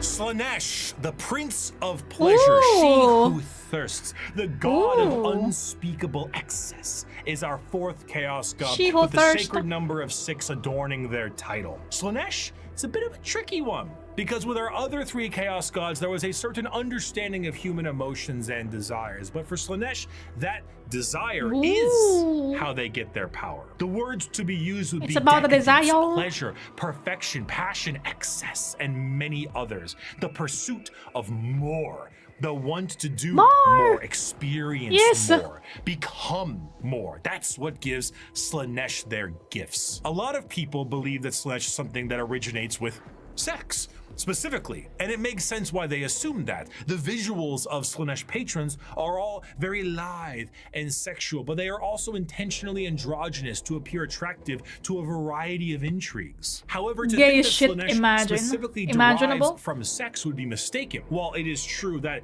a lot of humanity's actions can I relate consent. to getting laid, and Slanesh is the dark prince of desire, it's more on the lines of feeling an excess of an emotion. It tricks is on it. excessive touch No. and scent and desire. And a lot of that has to do with sex. That's why it looks like sex, but it's more than just that. A patron of the arts. Oh may my feed God. Slaanesh, one that aspires to That's a become lot the of perfect Funko chef Pops. or master of their craft, and the sheer pursuit of that alone will feed Slaanesh. Whiplash The is pursuit. Slaanesh's absolute favorite film. Videos where people beat Elden Ring on a dance pad feed Slaanesh. There are no two words in the English language more harmful than good job. But is there a line?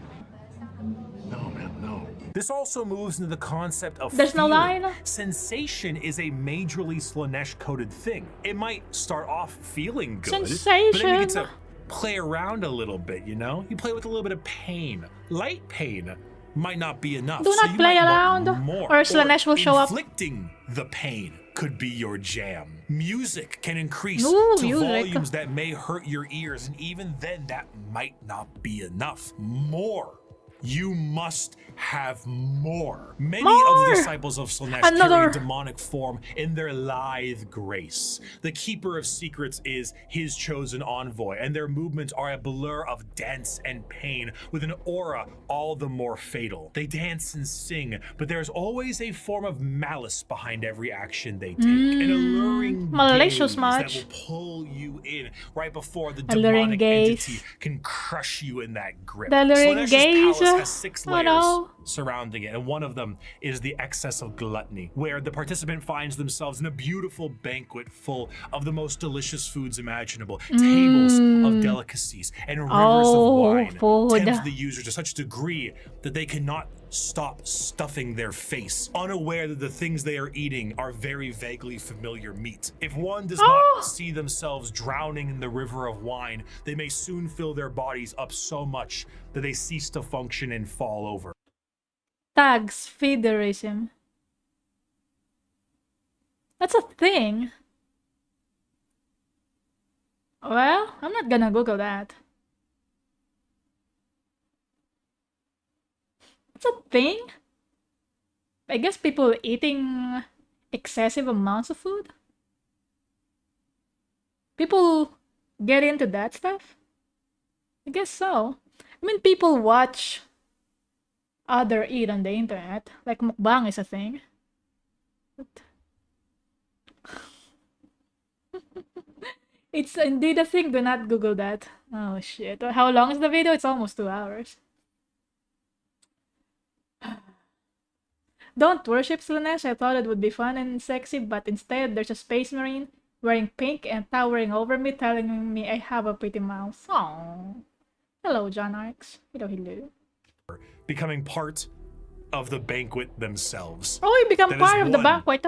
Of these 6 layers of Slaanesh's palace. Oh no, I don't want to be This the food. I was just want to get the food. ecstasy that the Eldar civilization indulged in for millennia, and did so at a monumental scale that they created a god from it. Find pleasure in every moment. Indulge in every Indulge. whim. Let lesser races feel the burden of their crude lives. We are beyond such concerns or worries. Every power is ours to use. Every Indulge. sensation ours to experience.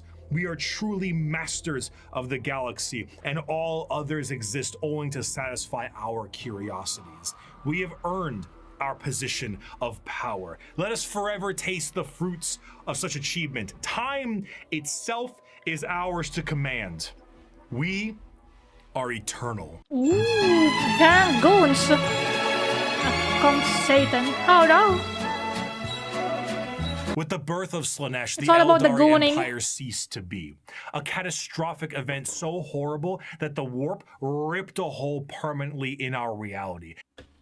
Oh, I guess the birth of Slaanesh is the culmination of the gooning. The Elder gooning. They gone too hard. They gone too hard. They created a new chaos god. Oh. Oh my.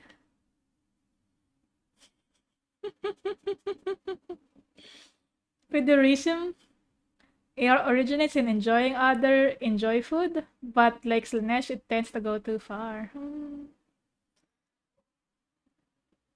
It happened in the pocket dimension, so I imagine a balloon did pop, and it did pop, pop, and comes out Slanesh. A fissure forever known as the Eye of Terror. With the sudden inhalation of this god's largest breath, the Eldari souls are a currency to be now collected by she who thirsts. Trillions of Eldar died in an instant. Oh, no. Slanesh gorging on their souls to satisfy his palate. 99.9% of their entire species died, and the Slanesh rest are fed on doomed the- to a fate worse than death. the XP, For Slanesh on the now Eldar stakes XP. a claim on each and every Eldar soul. From the moment they pass on, an eternity of torment awaits them. The remaining Eldar devote their entire lives to stopping this eventuality. Their dying race so devoted to saving themselves from the Dark Prince, and in doing so, have found very creative ways. Craft World Eldar. In the modern world of Warhammer, the Craft World Eldar are the main force of Eldar in the galaxy and represent the elf style that many think of when you think elves in space. Fantasy elves in space, not those elves. We'll get to them. A craft world is a monumentally large Sexy elves. starship, the size of a continent, that acts as a form of flotilla. During the highest reaches of hedonism, many Eldar saw the demonic writing on the wall and began to try and seek asylum from their own debauchery. Those Eldar left on monumental craft worlds into the far reaches of the galaxy and saved themselves from Slanesh's awakening. The main thing the craft world Eldar seek is to temper their minds and bodies in a way that will never allow them to slide back into their old ways. The representation they carry is that of a more feudal Japanese motif. Eldar follow paths as they age, the path of the warrior, the seer, the poet, the diplomat, the bone singer, and so on. Bone These paths singer? are a strict code of What does that conduct mean? to hone Singing to the heightened bones? Eldar psychology down a school of thought and action. And if it Bone sounds a hell of singer. a lot like Bushido, well, you're damn right. Here's a medal and a soul stone. Don't lose it, or an Ooh. eternity of torment awaits you. Going through these paths will allow you to take up not just a role in Eldar society, but keep your mind clear Bushido. from the past worries that plagued them. Every Eldar is said to be a psychic. got a However, purpose. very few of them actually utilize their psychic powers for fear of tempting she who thirsts. A large amount of emphasis is also put on ancestors of the Eldar and learning from them the farther you go down a path. This can sometimes be seen by the large variety of jewels adoring the armor of Eldar. Those are called soul stones, the biggest middle finger to Slanesh they can think of. See, when an Eldar dies, these stones act as a backup, and instead of their souls going to Slanesh, they are then trapped and stored in this little stone. We watched an animation with this, right? There is an episode with an elder episode, and they were looking for the stone, soul stone. This guy was looking for the soul stone of his mother, and he put the stone on a robot-looking thing. Right. There's an episode. I remember that animation. Soul stone. So when the Eldar say they commune with their ancestors, they mean so very literally, as the spirit and soul of generations before them are stored here. Often, larger structures may contain vast amounts of soul stones, such as the Infinity Circuit in the craft world itself, allowing the souls of the dead to help power their enormous starship. The young do not desire the discipline of the path, but rather their curiosity drives them to try every fruit from the tree. Thus, Try it is every that fruit. so many take the path of wandering or the path of damnation in their first years of adulthood. Path of And damnation. so, the great tragedy of our kind is played out again and again as the number of our people shrink from generation to Oh, generation. no. These paths, when completed, allow an Eldar to move to the next one, then the next one. However, since this is the grim darkness of the Teenage world, many of these paths Eldar are rely rebelling. on combat. The Eldar actually had gods at one point. Cain, Val, Isha, Azaryan, Jar? and so on. These gods are aspects of the Eldar pantheon, and while many were killed in Slaanesh creation, their teachings live on. For some, the strongest devotion to the Eldar gods is to join the Aspect Warriors and embody the wrath of Cain, their god of war. While guardians of the Eldar craft worlds are more akin to a trained militia, the Aspect Warriors embody a particular variant of the path. Each are led by a Phoenix Lord, a name passed down from generations, and So embodying fancy. the souls of prior Phoenix Lords with each new one. The Howling Banshees, led by Jane Zar, Fugin and his Fire Dragons, Baharoth and his Swooping Fire Hawks, or Dragon. Oh, the red one is a Mogan Ra Fire and his Dragon. Dark Reapers. Each aspect shrine carries with it the Eldar way of war. Fast, hard-hitting, and incredibly tricksy, for they do not have the numbers to fight in any other way. The Craftworld Eldar show how mangled an empire can be by their own actions. They once ruled the galaxy in an honest, non-hyperbolic way, but in the end, they were bested by themselves. And their most prominent remnants are forced to drift aimlessly through the galaxy, trying to save their species from extinction and resist the temptations of she who thirsts. Their weakness is always themselves, huh? These Eldars, dude. They're very strong, but they're weak to themselves. And they don't realize it. Or maybe they do. But when they realize it, it's always too late.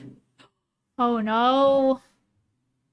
Is history gonna repeat itself over and over again? Probably, right? Maybe not. Maybe not for the ones who rode these ships far away. Maybe they're still fine. Yeah, they're doing well. They're fine. Nothing bad's gonna happen, right? It's fine. Everything's fine. But for some, the party, it's just beginning. Drukhari.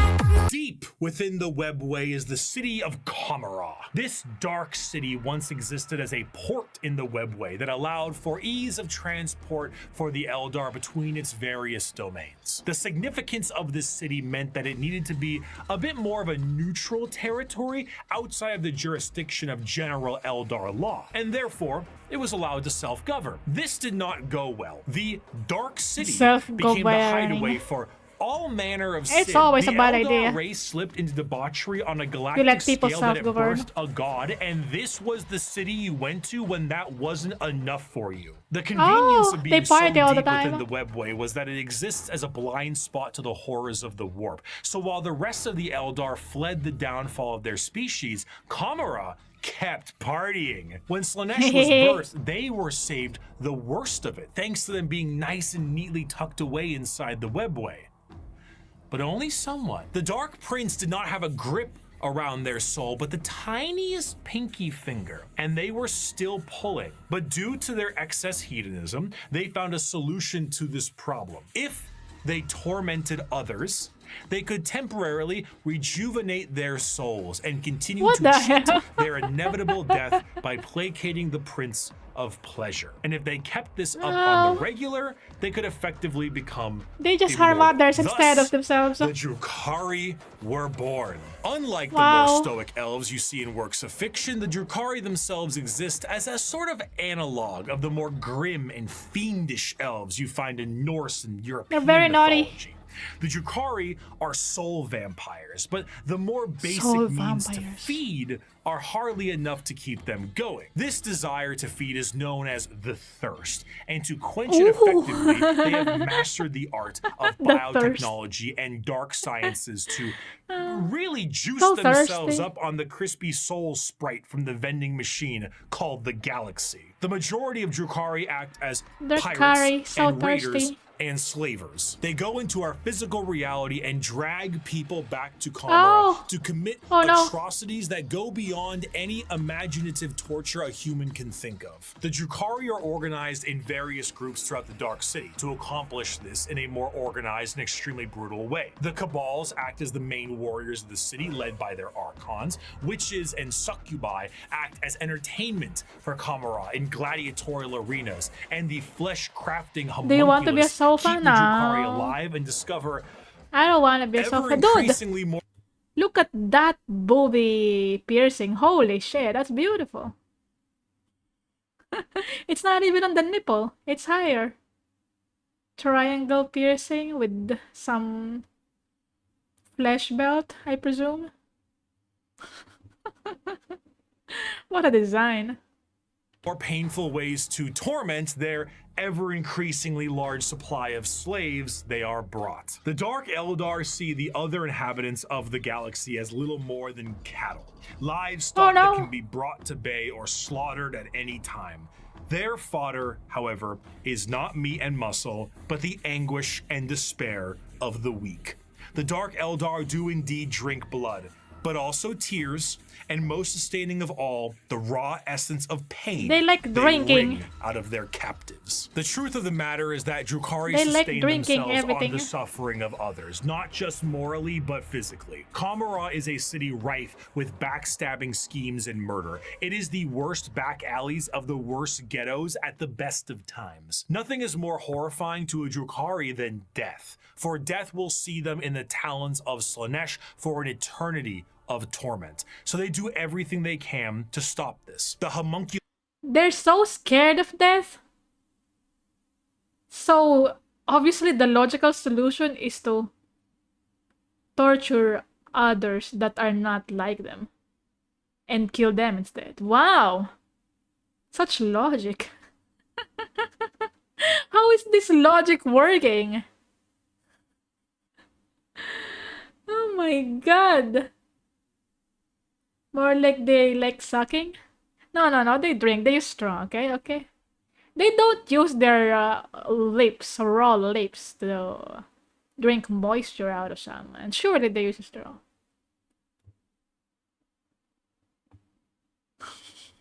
Like covens regrow dead members from pieces of flesh as bargaining chips.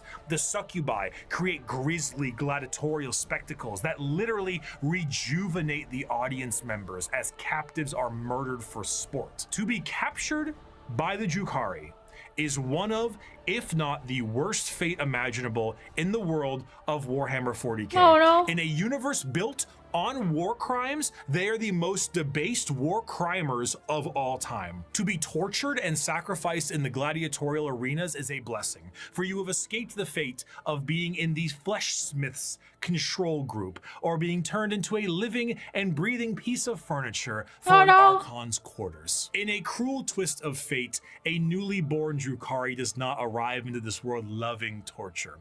It is something they must grow to love. Grow to appreciate the Does that mean that the babies are actually born nice? I guess so. Maybe they experience real joy when they were really young as babies. And then the older they get, they become more like their parents and everyone else. Aw, that's kind of cute to think about. Baby Drukhari. Aw. They're born innocent. Aw. Maybe innocent for like 5 seconds. And then their first toy is like a severed hand or something. Aw. That's kind of cute. Kind of cute, but also sad.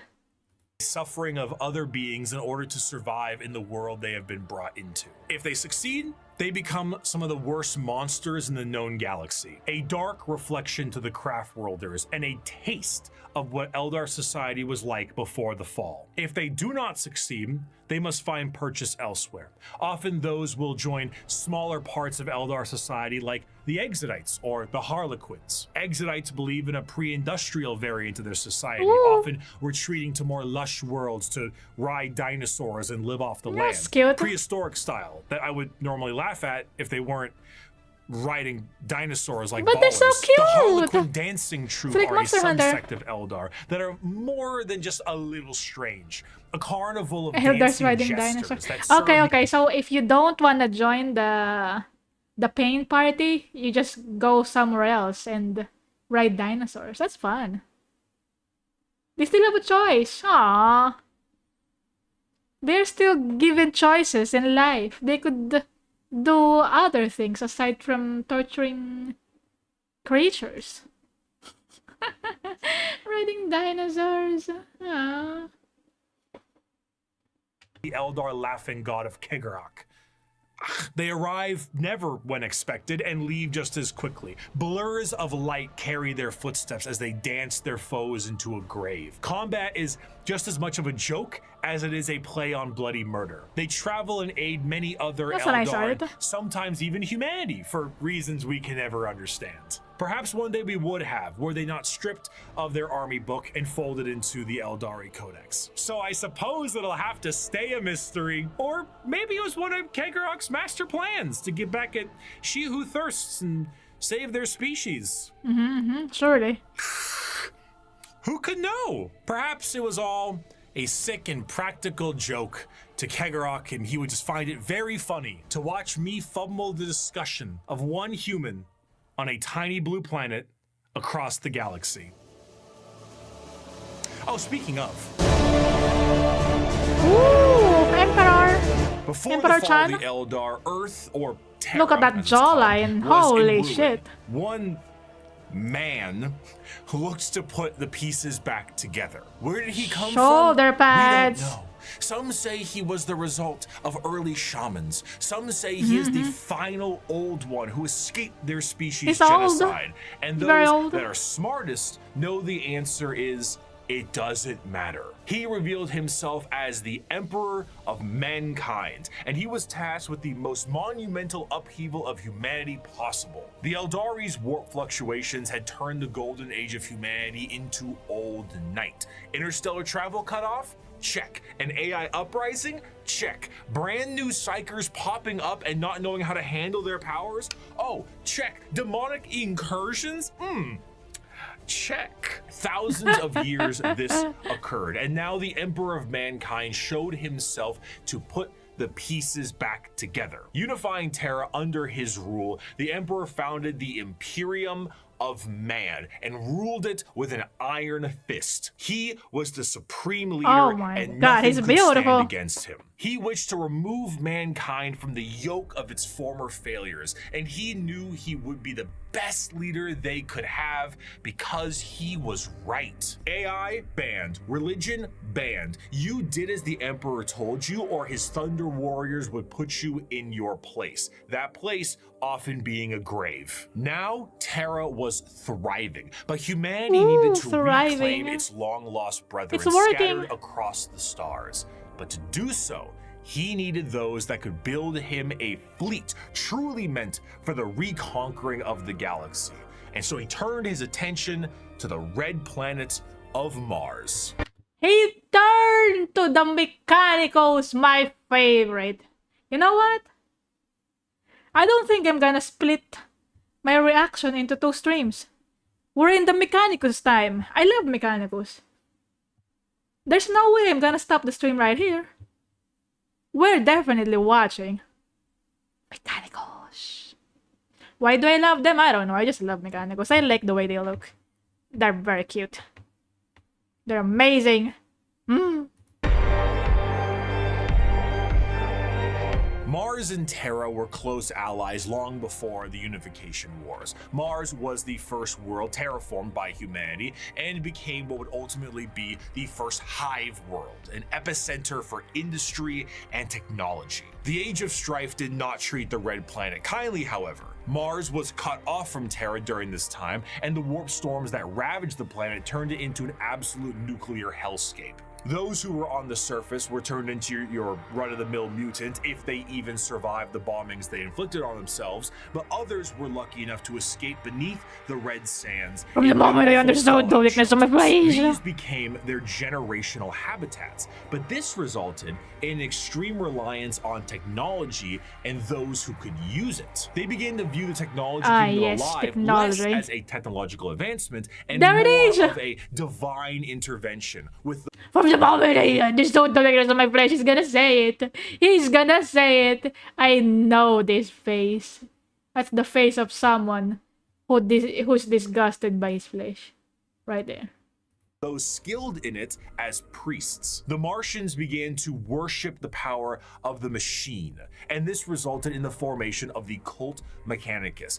It's not a cult, in okay? a holy trinity known as the It's the only religion. Three-in-One. The machine god, serving as the spirit who gave rise to all technologies known, the motive force, the deity that gives all life its ability to live, and the Omnissiah, a physical manifestation of the machine god itself. This belief began to manifest in them physically as well. What were once humans began to really mess around with the character creator options, and this tech obsession made them view instances of flesh to be weak and spend their lives removing what makes them human and replacing it with mechanical augments. Robotic limbs, glowing eyes, mechadendrite arms. What was once a mass of flesh now looks like the back of a robot. Beautiful. And the oldest members of the Mechanicus no longer even look slightly human. In addition to this, okay? Over all of their mechanical appendages are robes that reflect the color of their homeworld, the red robes of the Mechanicus. The cult Mechanicum, now the Adeptus Mechanicus, create a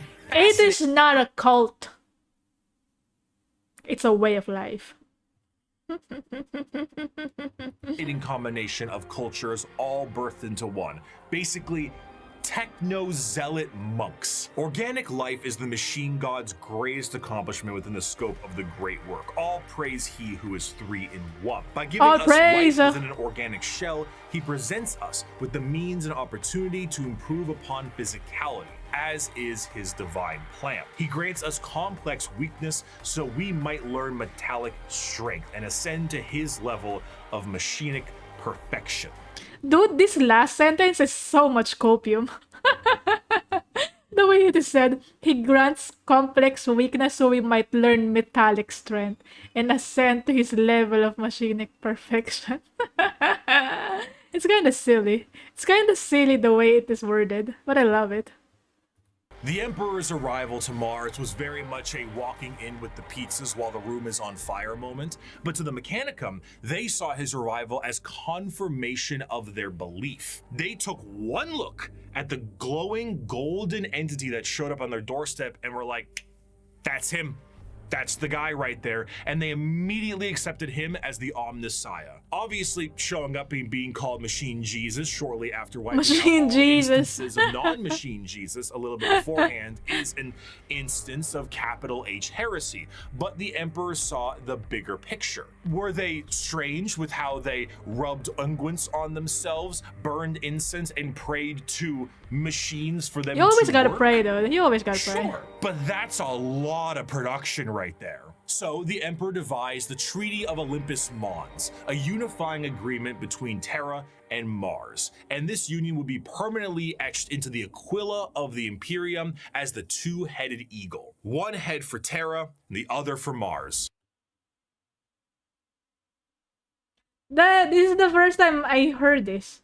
This is the first time I learned of this explanation. There's two heads on the eagle because it's Earth and Mars. What's the reason behind it? I didn't know.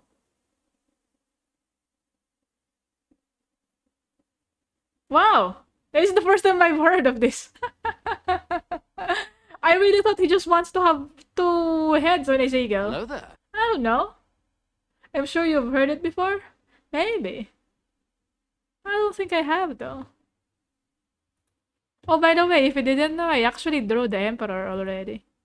If any of you is new in the channel, I already showed you Belisarius-chan, but I actually drew the Emperor first.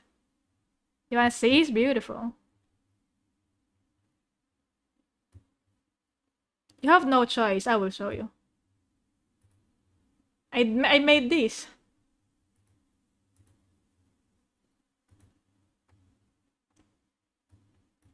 Maybe I open the bigger one. Like that. There we go. This is a bigger picture. What the hell? Look at him. He's glorious.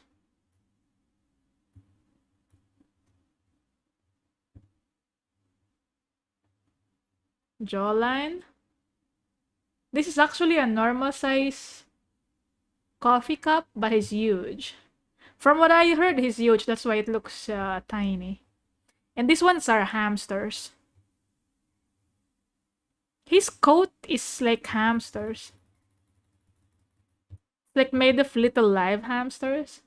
There's a particular art where it looks like that. That's why I drew little hamsters here. I don't know what this means. I just saw an art with this and I'm like, well, I also want to draw that. I don't know what it means though. Oh shit, I only drew the eagle with one head. Should I have drawn two heads? No, maybe this is before the time he got that two-headed eagle.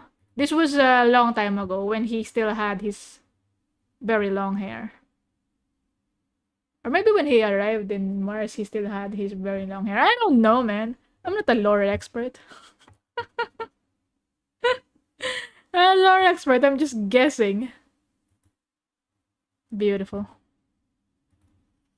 The forces of the Emperor will be supplied with all the technology and weapons they needed to reunite the scattered remnants of humanity under one banner. And the Mechanicum He was born with long will be able hair. to keep doing what they were doing religiously and scientifically so long as they kept up their tithes. This tithe meant total quality control over all technology in Oh, the my favorite, Imperium. my favorite. Is it a big The spaceship? Castellan. AdMech take care of that. Tanks? AdMech take care of that. The literal bullets in a gun? You guessed it. But unlike the factories of today, the forge worlds of Mars and the creations of the Mechanicum are a bit of a different experience altogether. Instead of a factory on a random given world, the entirety of the planet's surface is dedicated to manufacturing. But that's a little tricky, isn't it?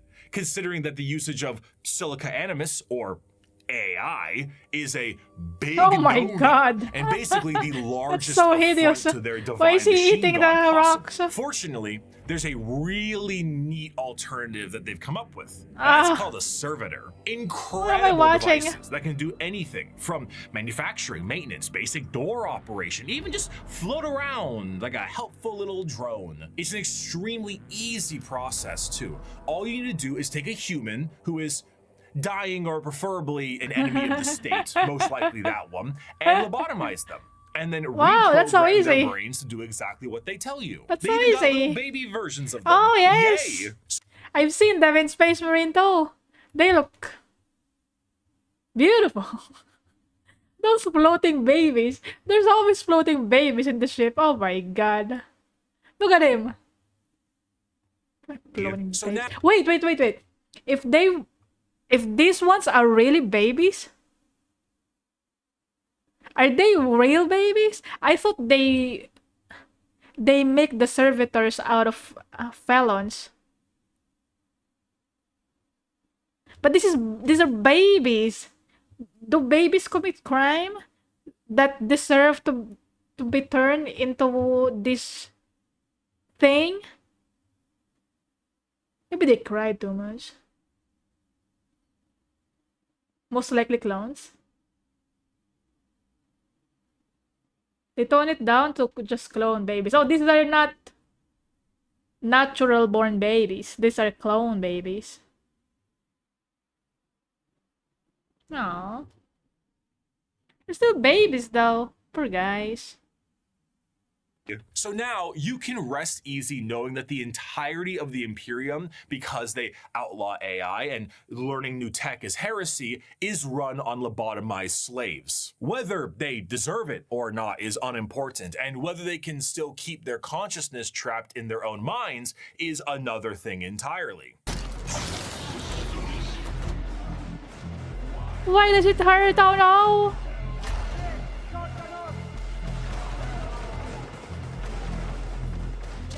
Your incompetence is showing.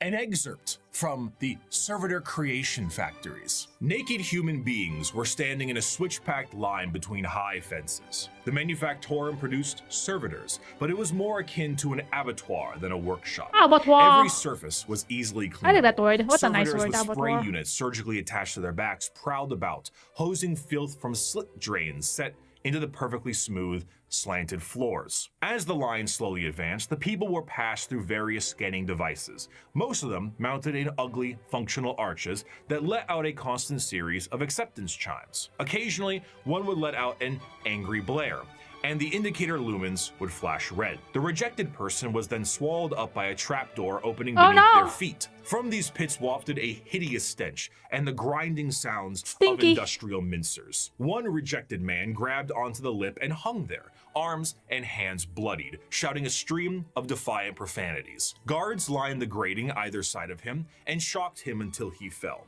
The adepts wouldn't even waste bullets on these people. The trapdoor flipped up, and the next terrified person was ushered forward. Violet metal arms snatched them up and spread-eagled them in the air, and a servitor shearer shaved them all over. At another, they were subjected to a high-pressure counterseptic wash whose chemical stink made me choke from 100 feet away. More scanners, more rejects winnowed out. Machines forcibly dressed them in a heavy rubberized garment common to all monotask servitors. These were saggy on them, all one size, until another process force-shrank them to fit their bodies where metal cuffs, sockets, and collars bit into vulnerable flesh. The last few prayers gave way to screams at that point, and even the most stoic shouted in pain. They were ushered over a floor buzzing with power that made them shriek with every footstep. "What's that for?" I asked. "Follicular inhibitor. To stop their hair from growing," he said. They stop them from growing hair. Mechanicals are made bald? Oh, that's one more trivia that I learned today. They don't have male pattern baldness, okay? They chose to be bald. The mechanicals chose to be bald.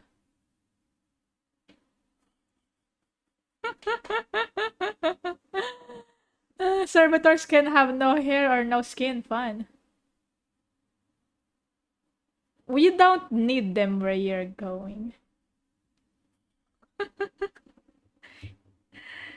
Servitors are bald, but I don't think the mechanicals also have hair. Do they have hair?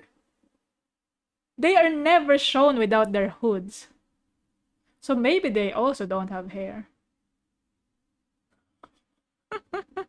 Nobody's allowed to have hair. Freaking sweet, Lois! As for their scientific pursuits... See? They always have a hood. You don't really know if they have hair at all in there. Or I guess he has eyebrows. So maybe he's not that bald. He could still grow eyebrows. The Mechanicum believe in the preservation of knowledge above all, and the quest to expand it. However, as opposed to just innovating and inventing on their own with their vast technological know-how, they believe that it is a form of tech heresy. You see, because of their religious viewpoints on technology itself, they believe that the instruction booklet itself is just as holy as the Lego set it builds, and to innovate on that without the proper written knowledge is to go against the divine word of the machine god itself. All knowledge is already in the universe. You simply need to rediscovering it and attempting to invent something to improve upon divinity is very heretical. Prior to the Age of Strife, humanity was able to populate the stars with devices known as Standard Template Constructs, or STCs. These devices were, as far as we know, supercomputers with the ability to pull up and detail how to create literally anything a startup colony would need. Essentially, they were devices with the entirety of human technological know-how so that you could make a home away from home. The Mechanicum will not make anything without an STC. Quite literally nothing, because this is the knowledge they seek, and that knowledge is divine. They love STCs. One time, so scouts of the Imperial Guard found a functioning STC that provided the schematics on a knife that happened to be a bit lighter and a bit sharper than most other knives. These knives were adopted by 30 Space Marine chapters and were one of the most advanced discoveries of the century. This discovery was so significant that they were each awarded a planet for finding this. Wow. a planet for a machine that taught them how to make knives. Wow. Due to their religious organization, you can probably guess the Mechanicum are organized in a feudal structure with the highest individuals in power being a part of the priesthood. Cream of the crop being the fabricator general of Mars itself, who serves as a high lord of Terra, but also oversees the entirety of the Mechanicum below. Below them are tech priests that oversee the cult for the quest of knowledge and other more straightforward theocracy. Forged worlds tend to operate slightly more independently, what can cause some power struggles within the Mechanicum, because, you know, despite them all being weird robots, they love being given praise. And despite being the manufacturing end of the Imperium, they Yeah, do they're robots, actually okay? have their own military forces. They have the Skitarii private army and all their They're fully various human. Trust. 1920s Martian-style mechanisms like Doom Crawlers, Castellan robots, and of course, I love the the Castellan. Titan Legions. Because nothing is Castellan, cooler so than cute. a robot that towers over buildings. Ultimately, their very dogmatic view on technology as a whole has resulted in any innovation becoming absent, thus causing the Imperium to stagnate as a whole. The lack of ambition to create anything new and the wholesale murder of anyone Friendship, who even yes. tries It's very leads to things friendship. becoming derelict. I grow weary of this flesh I was born into, strangely disgusted by its Oh nature. no! I crave This is only the disgusted cold, by the flesh. clean certainty of steel and silicon, that I might become one with the blessed machine. I do not expect you to understand, you who cling to your flesh as if it were immortal, seeking Bro, he's just paraphrasing the meme. This is literally the meme. It's just a different way of saying it. only to preserve it, to protect it. One day you will see the folly of your ways, and then no doubt you will come begging to my order to preserve you. After the groundwork had been set unification-wise, it was time to start You getting will come to my kind to save you. You will seek our kind to save you. I don't memorize the whole thing, but that's like literally what he says, right?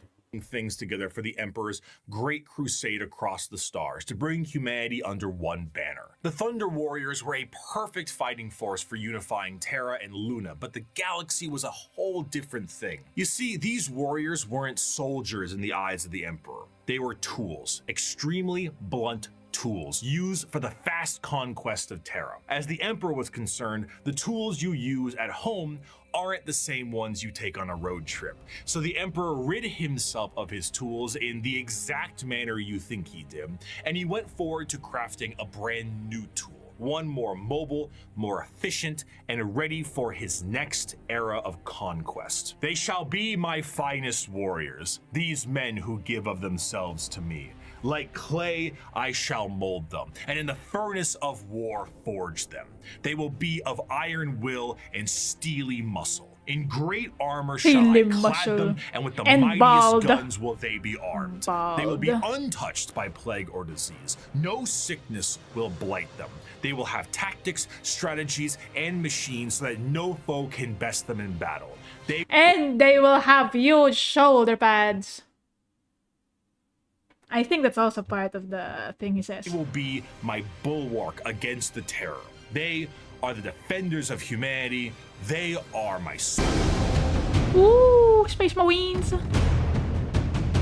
And they shall know no fear. The vastness of the Milky Way galaxy meant that the Emperor needed assistance bringing everyone back to the fold. And who better to do this than himself? But since the technology to be in many places at once does not exist anymore, the Emperor decided that it was time to become a dad, the same way Geppetto did, and with far less care. It is not my son, Arkin. It's time None to of them become are. a dad, yes. They are warlords, generals, tools bred to serve a purpose, just as legions were bred to serve a purpose. What a dad. The Primarch Project was started to create charismatic and unique leaders in the Imperial military.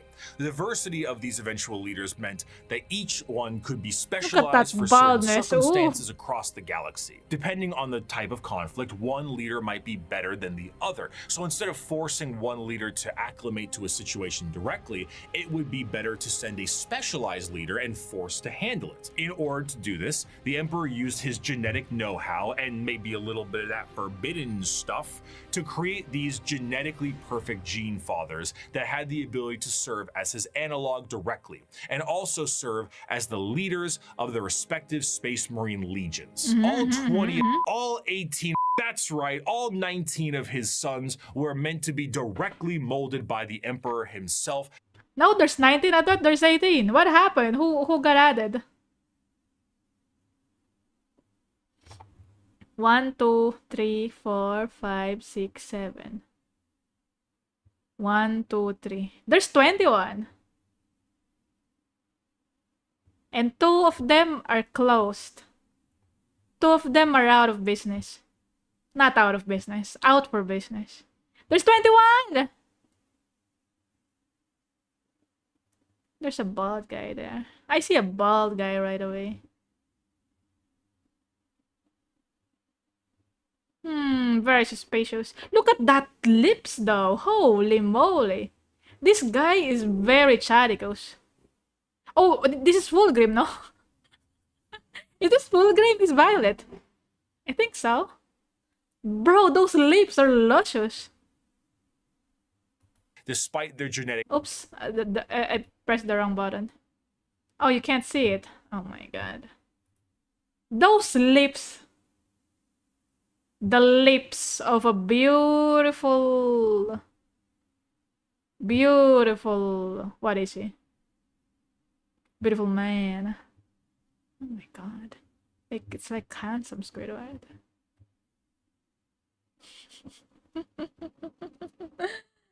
Fulgrim the Fabulous. There's 2 bald guys there? Who's the other one? Is the other bald guy behind him? Oh, this guy, I guess. This one bald guy and the guy here, I think. Differences, and they go as follows in order. Lionel Johnson, Fulgrim, Percherabo. Oh my god, he is so beautiful. Look at that art. Compare this art to the first one. I mean, this one is beautiful art, of course. But he's like extra beautiful. He's drawn extra beautiful with 1 titty out. He means business. You know what kind of business? The sexy kind. Oh my god. That's beautiful. Just 1 titty out, so you don't get spoiled too much. What a nice art. Fulgrim, Percherabo, Jagatai Khan, Lehman Russ, Rogel Dorn, Conrad Kurz, Sanguinius, Ferris Manus, Angron. Wait, he's kind of bald as well. Who's this guy? Not that guy. This guy also looks bald. Wires look like dreadlocks though. So it's kind of like honorary hair. This one looks bald as well. Maybe not. Maybe like... maybe it's just very close cut. Almost bald. Manus, Angron, Robute Gilliman, Mortarion, Magnus the Red, Horace Lupercal. Oh, this guy. The most bald of them all, bro. I remember you from earlier. Mr. Baldo. The Horusi. Lorgar Aurelian. Oh, another bald guy. There he is. Wow. Another bald one. Vulcan. Another bald one. Holy shit. The bald genes are strong on this one. Oh, he looks beautiful though. Oh, so beautiful. Look at that lighting. A little bit of rim lighting. A little bit of muscles. Short sleeves. Hell yeah. He doesn't show his titties though. The titties are hidden.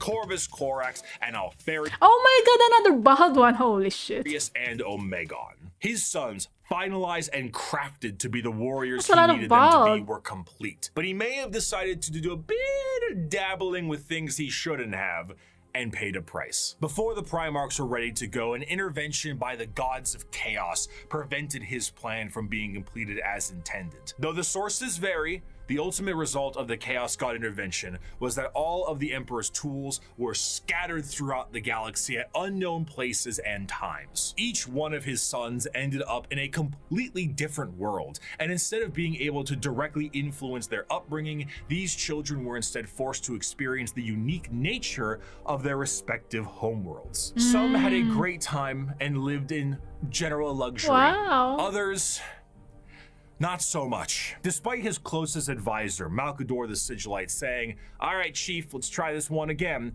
the Emperor sensed each of his sons were still very much alive. And one of the primary objectives of the Great Crusade shifted to reclaiming each of his sons so they could take command of their specific Space Marine legions and carry out his will. These original Space Marine legions that were created alongside their Primarchs go in order: the Dark Angels, Emperor's Children, Iron Warriors, White Scars, Space Wolves, Imperial Fists, Night Lords, Blood Angels, Iron loves Hands, Night World Lords. Eaters, Ultramarines, Death Guard, whoosh, Thousand Sons, Luna Wolves, eventually Sons of Horus, the Word Bearers, Salamanders, Raven Guard, and the Alpha Legion. Space Marines, unlike their gene fathers, the Primarchs, I will are definitely not remember made in a those, of vat. course. There is a process to recruit more members from humanity itself, which seems a bit strange considering how massive a Space Marine is compared to a normal man, but don't forget, the Emperor is really good with genetics.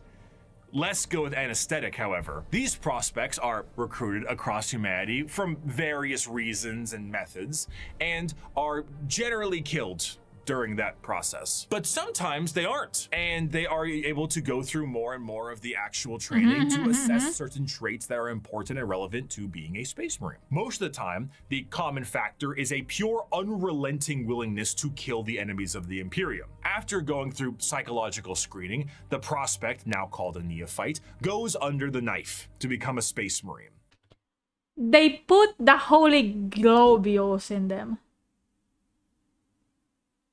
If you want to learn more about how Space Marines are created, you gotta check out the Space King.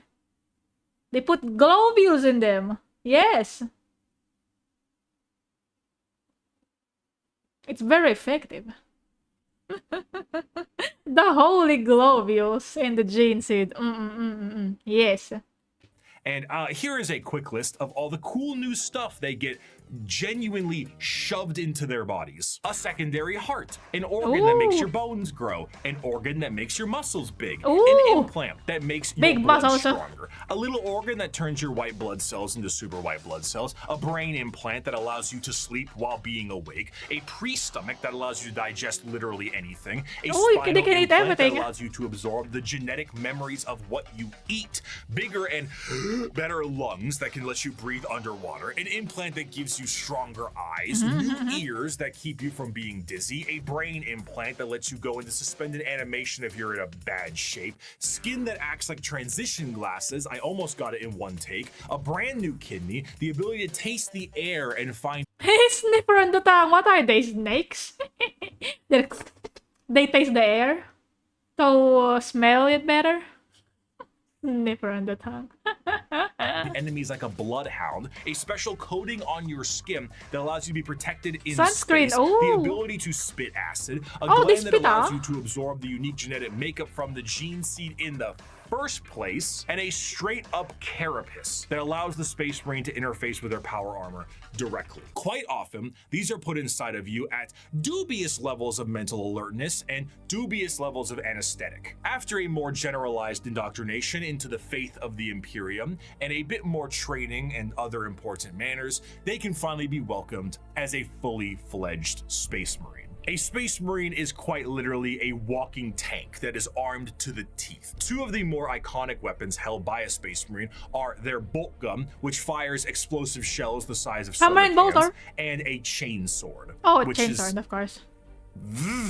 The Space Marine is clad in a colorful carapace known as power armor, crafted from extremely heavy and durable ceramite. The power armor of a Space Marine protects him from any terrors he may face, be it the void of space itself to an inhospitable atmosphere. This armor, combined almost biologically with an already massive physique, makes the Space Marine an almost unstoppable fighting force. And hell, If the armor doesn't protect them enough, they can always become a walking coffin like the dreadnoughts of the chapters are. What truly adds to it all, however, is the sheer difference in some of them. While a Space Marine in its own right is an indoctrinated freight train on legs, how they act can be quite different from chapter to chapter. The gene seed of a Primarch is not just helping them become big and strong, but allows them to gain certain traits from their forefathers. Everything from how they think to even slightly adjusting their physical appearance once it's been implanted, the gene seed can be the personality of an entire Space Marine. Dude! Their personalities from the Holy Globules. Oh my god. Why is there a lizard on this?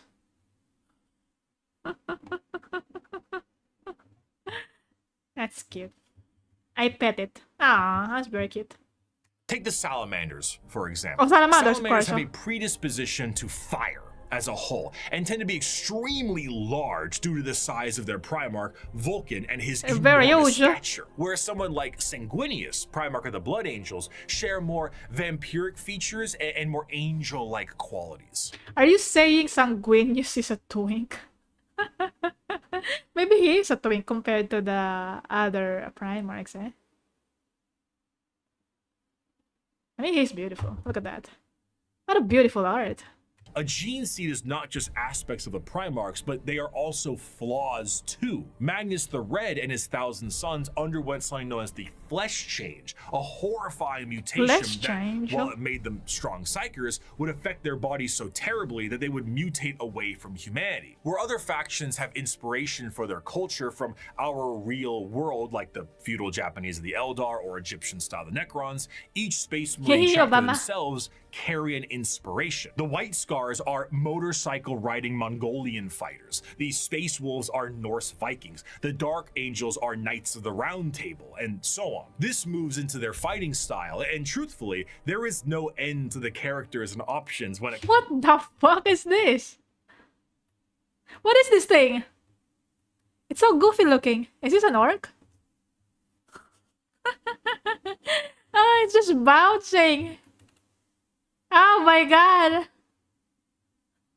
To the characters and options when it comes to the Space Marines. Space Marines are the main symbol you see, and while many of them can be simply indoctrinated warriors who only care about conflict and can be quite boring, then you meet Dante, or Bjorn, or Argel Tal, or Karn, or Lucius, or Erebus. Lucius, and then you I remember Lucius. the wealth of these characters and tools of war you can have. For 1100 years, I have fought and I have seen the darkness in our galaxy. I have seen the vileness of the alien and the heresy of the mutant. I have witnessed the sin of possession, and I have seen all the evil that the galaxy harbors, and I have slain all whose presence defiles the Emperor. I have seen what you will see. I have fought what you must fight, and I have slain what you must slay.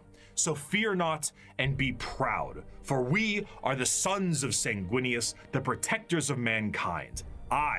We are indeed the angels of death. Despite being the poster children for Warhammer 40k as a whole, the presence of a Space Marine is a rare sight for the countless trillions of humans across the galaxy. Seeing one of these monstrosities is like seeing something akin to an angel sent by the Emperor himself. These legendary angels of death are the essential fighting force to bring humanity back under the unified banner of the Imperium. Yet ultimately, the Space Marines are individuals torn from their families and conscripted to genetic modification and lifelong service for the dying Imperium. And though they are held in an almost holy light, most believe they are above and beyond the people they are designed to serve. Once designed as the protectors of humanity, they seldom view humanity as something worth saving, to the extent that it is a tiny, minute rarity, though not unheard of, for a Space Marine to put a normal citizen above them in any way. For most Space Marines and even their Primarchs, they are only here to do a job. They are there to kill the enemies of humanity,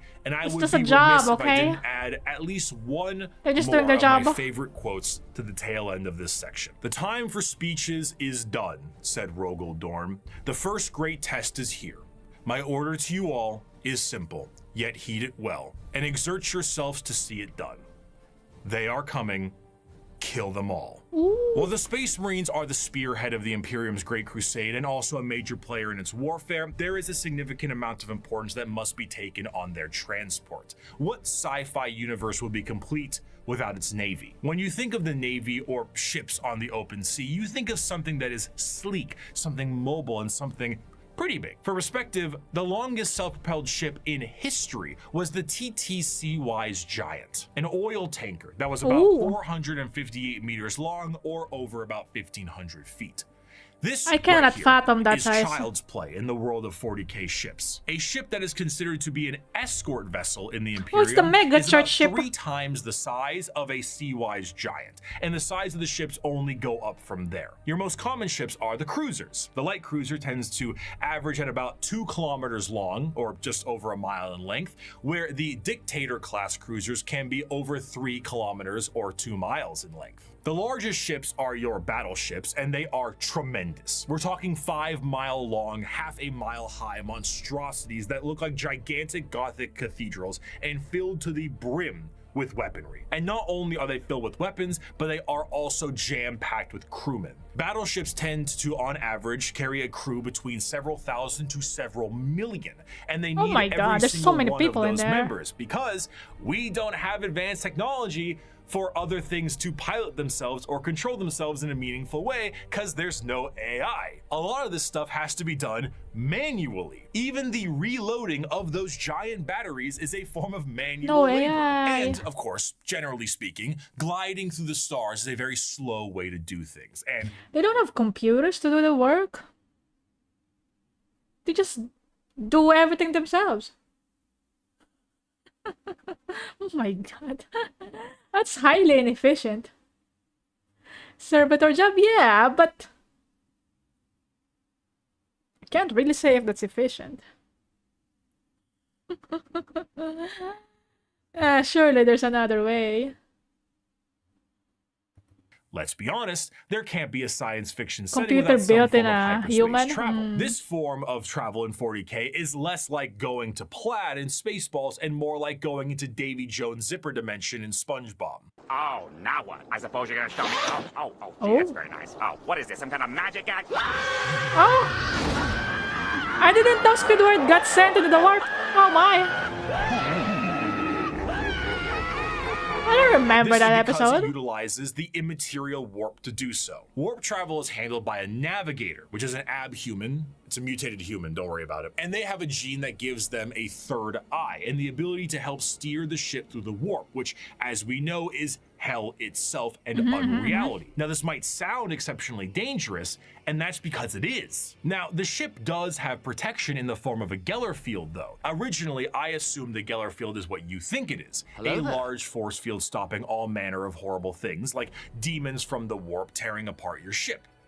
How wrong I was, though. So space travel through the warp basically involves riding on the Sea of Souls. Hell is real and you can surf on it. So you allow the current to carry you and the navigator to direct. But how can a current of souls and unreality carry you when it doesn't obey the laws of physics, time, or, again, reality? What a Geller field is not a force field, but a comatose imperial psyker dreaming of reality. It is not a bubble. It is a force of reality being projected by mutant Sleeping Beauty to counteract the unreality of the warp that you can then surf on. Oh, someone is hallucinating the reality. Someone is coping real hard.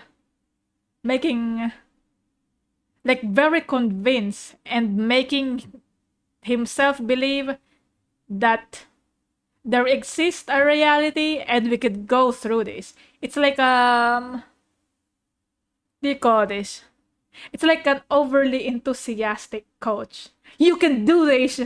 You have a lion inside of you! Let me hear you roar! And it happens. We are gonna pass through the warp! And he's like, he's gonna make it happen. By dreaming about it. And he projects the dream to this mega church. That's the force field? Oh, it's not called a force field. I forgot what it's called already. But basically, there's a psyker that's coping really hard and dreaming the reality. Okay. That's how they travel the warp. Very interesting.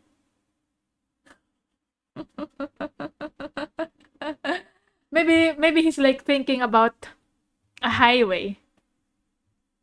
He's projecting the idea of a highway here, and the ship is just following the highway. It's right there. You do not see it, but it's right there. Only he could see it. And the ship believes him. The ship believes him! And just goes on this highway that's not there, but it's actually there. Trust me. Oh. Magic. I mean, it's not magic. It's, you know. This, of course, is not a foolproof method of travel, and Geller fields can and do collapse. Geller fields, there you go. Being subjected to the warp itself without this Geller field is a terrifying prospect. In the best case scenario, your ship will be torn to shreds, but there are countless instances of ships being thrown out of the warp randomly throughout time itself. You leave for a 2-day mission and you come back 90 years in the past. Maybe you feel like you're lost in the warp for a century and it's only been 45 minutes. And that is only if the waves of souls don't rip your ship apart or have demons arrive on it to do unspeakable things to the crew. The Imperial Navy is an astronomically powerful demons doing the sexy on the ship. The Imperium, because the sheer volume of ships and guns on those ships create firepower that can sunder planets. This is all juxtaposed with the sheer backwater nature of these ships. While they are manned by crews of zealots, they are also operated with such a backwater tech, it completely confuses the reader. You see the long batteries of portside cannons that the ship has, and remember that AI is heresy in this world and that all the mechanics are utilized by lobotomized slaves. So how do they load these? Well, they have gun gangs, massive gangs of hundreds of people manually loading these cannons. These are genuine gun gangs that get into gang wars and squabbles. On the ship's bridge, you may find the captain himself hardwired directly into the ship's chair permanently to control it the best they can. What if he has to poop? If he's stuck here, do you think the seat that he is on is a toilet seat? Or maybe he doesn't have to poop as well.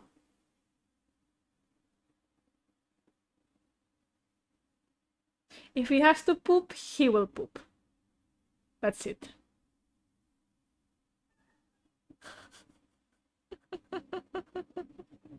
Drain pipe up the bum bum. He'll just poop right there and then. Oh my god. This is why he's making this serious face with the scrunchy eyebrows, because he's concentrating on pooping, I think.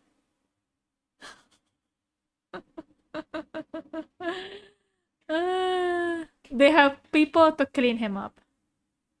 Yeah, he's fine. Or maybe he has like a really big diaper. You know? Giant screens of hololith data fill the room, and sensors across the ship are just as likely to tell you information as a serf running up to you with a scroll of parchment is. You reach to a microphone to shout orders down a hallway as paper readouts tell you information of the enemy, and holy sigils and candlelit incense burners gleam your next move. While the is not a specific faction of the Imperium in the same sense and format of this video, it is what shepherds around the entirety of its armed forces. Every Space Marine Primarch had a flagship, and every strike cruiser and battle barge has a story to tell. But if there is a single thing that the Shield of the Navy does the best, it is to help support and supply the monumental forces of the Imperium. The hammer of the Emperor himself, the uncountable men and women of the Imperial Guard. I don't care if these things have adapted to resist our las guns. If we can't kill them with our rifles, then we'll kill them with heavy bolters. And if we can't kill them with heavy weapons, we'll use grenades. And if grenades don't work, then we'll fight them with our swords and our knives and our bare hands. We'll drown them in our blood. Oh my That's god. what it means to be a soldier of the Imperial Guard. Now follow me. Charge! There is Charge! no better symbol of the might of the Imperium itself than the Astra Militarum, or as it is commonly known, the Imperial Guard. Though the Space Marines take the glory and stand as the visual representation of the Imperium, their numbers are dramatically thin and specialized in comparison. To reclaim 1,000,000 There's a lot of Imperial you need a Guards. countless number of troops willing to fight and die for your cause. The Imperial Guard represents the Imperial truth made manifest. Every year, the worlds of the Imperium pay a tithe in the form of soldiers to fight the good fight of the Emperor, and this number is impossible to pin down. Even saying billions would be a dramatic understatement. The sheer volume of soldiers serves as the fundamental backbone of the Imperium. 99.9% of battles fought by the Imperium are fought by the sundering might of the Imperial Guard. With the knowledge that the Space Marines are essentially sentient tanks, what do the members of the Imperial Guard have? If they're the might of the Emperor himself, are they not suited up in a similar way? No. Not really. No fancy suits, no biological enhancements, and basically They just no raw dog expectation everything. to live. Once a regiment of guard are activated, they are sent directly into battle with almost no expectations that they will survive. This is because, despite their training, their incredibly powerful armor, and extremely strong weapons that would crush any army of the modern day, they are so hopelessly outmatched to the things they will face. Sending a member of the guard is throwing a rock at a nuclear bomb. However, where they lack in advancement, they make up for in sheer numbers, and their overwhelming force can be the difference maker in any deployment they face. Quantity They raw is dog a everything and quality everything all raw its dogs own. them. If they do happen to survive, they will Aw. be sent to the next battle, and so on. Seldom do members of the Astra Militarum get old or retire, and those that do are truly to never be grow feared. old. There's an old saying that the average lifespan of Die a guardsman young, is about 15 have fun. hours from deployment, and considering the 15 sheer number hours. of guardsmen out there in any Holy given shit. battle, that number is probably accurate. When several million of your pool of guardsmen die within the first few hours of combat because the orcs threw a moon at you, it can really screw the numbers. The soldiers of the Guard are conscripted and trained on an incredible number of worlds in the Imperium, and these worlds can impact their training and their combat style directly. The most famous visually are the Cadian shock troops. Oh, the Cadian. But other notable Guard factions include the gas mask clad Death Corps of Krieg, the Rambo Oh, I've heard level about Catech them. Jungle The Fighters, Kriegsmen. and the iron-willed Mordian Iron Guard. This also helps them specialize against individual types of enemies. The Indigan Prefects are a special guard regiment that came from a planet whose planetary governor, the leader of the planet, thought it was fun to collect exotic animals, which then crossbreed and then became the giant freight train-sized monsters destroying the planet. So Oh the my God. Indigan Prefects are specialized for big monsters. Hello, Tyranids. One Aw. particularly interesting officer in the Guard is the enforcement officer known as the Commissar, and they are one of the more Commissar visually Chan. striking members of a regiment. These are specialized Imperial officers and act as Oh my god, I just realized I'm not wearing the commissar hat. Usually when I react to a Warhammer video, I have a commissar hat right here. Oh well. There's a slime there now. morale officers. But instead of singing songs to the troops and providing hot meals, the commissars are there to make sure that the members of the regiment continue to fight to the bitter end. If a soldier does not meet the standards of the commissar, the solution is simple. There are trillions of other soldiers out there. We don't really need you. Combat fatigue? Headshot. Concerns about the conflict? Headshot. Fleeing the battlefield? You bet that's a headshot. Considering that these officers tend to be outside of their regiment, feelings on them can be mixed. And in fairness, certain commissars, like the esteemed Ibram Gaunt or Caiaphas Cain, tend to do a bit better with the whole people talking part. Because if, say, you were trying to tell a beefed up Catechin jungle fighter what to do, you might take a mysterious leave of absence inside a carnivorous plant. But no matter what I say, I don't think I can truly convey the sheer might of the Imperial Guard, so I'm gonna get a visual aid. Let's take a look at this image right here, right? This is the cover of the 9th edition Codex for the Astra Militarum, the official cover art. Your eyes may be drawn to the dark and brutal looks of some of the main members on the front, Official and the cover art. gigantic orc they are attacking, but Zoom out a little bit. There is no floor. There is only people. And behind those people are tanks. And behind those tanks are flying artillery shells. There are 2 enormous transport ships in the sky. That's a very complicated and their scene. ramps are down, and on their ramps are more people. The Imperium is described as having So many a people. million worlds. A million worlds, and each one of them gives soldiers to the Imperial Guard for the tithe. On a given battlefield, in a given fight, foot soldiers number in the millions, tanks in the tens of thousands, and you have enough artillery to turn the night sky day. You have walkers and APCs and aircraft and horse cavalry and tanks the size of apartment buildings. You have drop troops and spec ops and rattling snipers and gigantic ogres that can't count to 4, but they can turn you into 4 pieces, and it just doesn't end.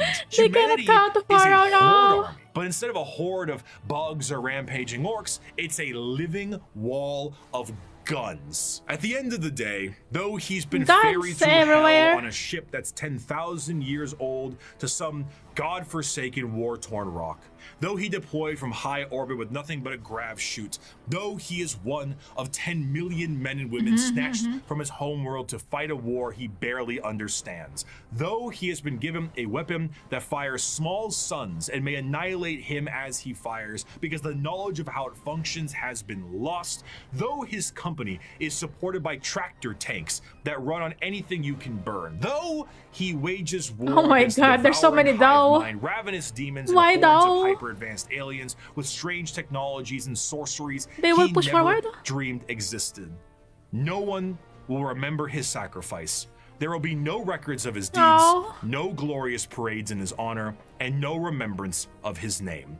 All he will earn is a shallow, unmarked grave on a forgotten world untold light years from home. Yet for all Wow. this thankless So sacrifice, hopeful. a guardsman is a man, just like you.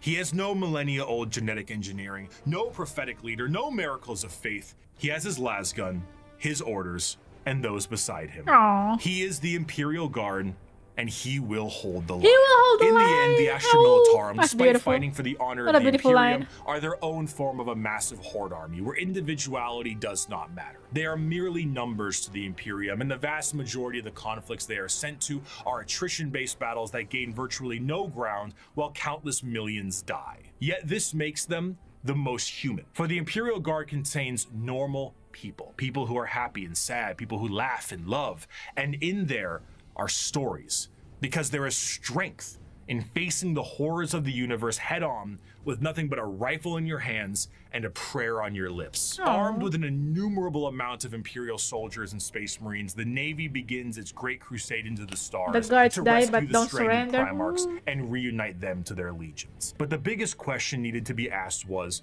what would they find? The age of strife lasted for thousands of years. If a civilization was still alive out there in the galaxy, what would they be like? The technological advancements of humanity prior to and during the Dark Age technology was unfathomable. It allowed them to spread through the galaxy with ease and allowed them to settle once inhospitable planets. These branches of humanity were provided with the vast knowledge of human creations and were given gigantic machines to make arduous labor and ease. The spreading of these massive colony ships was known as the Long March, and these ships Long would be March. retrofitted into settlements upon arrival to their new homes. Accompanying them were the gigantic pieces of farm equipment that served multiple purposes and the specialized pilots that could maintain them. They were not only able to tend the fields and do labor, but when interstellar That girl communication was planets. cut off, they also did a great forgot what job they're of called. protecting the colonists against both threats demonic and alien. Because Oh of the my god, significance of these babies! machines, There's also babies in these agriculture planets. I guess servitors are everywhere, huh?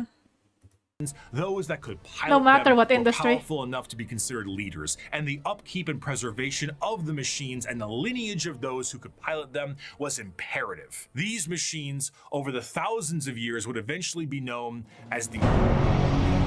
Imperial Knights! He must be humble of heart, strong of arm, be savage in war, loyal to hearth, and follow deeds of glory. He must keep honor with all, Babies are banish everywhere. cowardice from his doings, and bring his house no shame.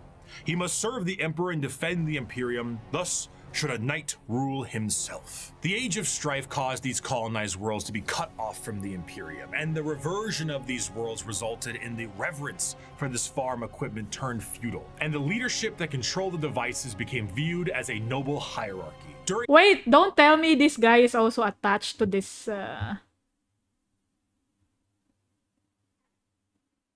cockpit. He has wires here. Wires there. He's probably also attached here. He's attached to the inside of the ship. Like those pilots for the mega church ships. Oh.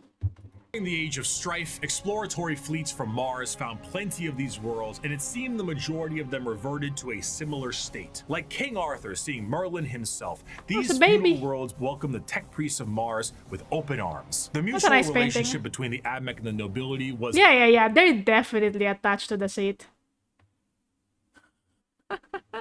They are one with this seat. Beneficial. The Admech were able to secure more worlds for mining resources and potentially long-lost STC information, and the noble houses were provided with technological know-how and modifications from the Admech themselves. It's not hardwired? The suits became more and more specialized, and their history as mere pieces of equipment were lost to time. What was once a tractor became a killdozer, and the Imperial Knights were born. Unlike other military aspects in the Imperium, the nobility of the Knight houses remains just that, a nobility-focused feudal hierarchy that swears fealty to either the Mechanicum or to Terra. Like the Knights in our history, once they swear fealty, they can be called to aid their respective allegiance in the heat of battle. The ones that swear fealty to Terra are led by the High Monarch, while the ones with the Mechanicum are led by the Princeps. The ones with Terra might be sent directly to the front line of war, while the ones with the Mechanicum tend to be sent to protect the Forge world. And the heraldry of these houses is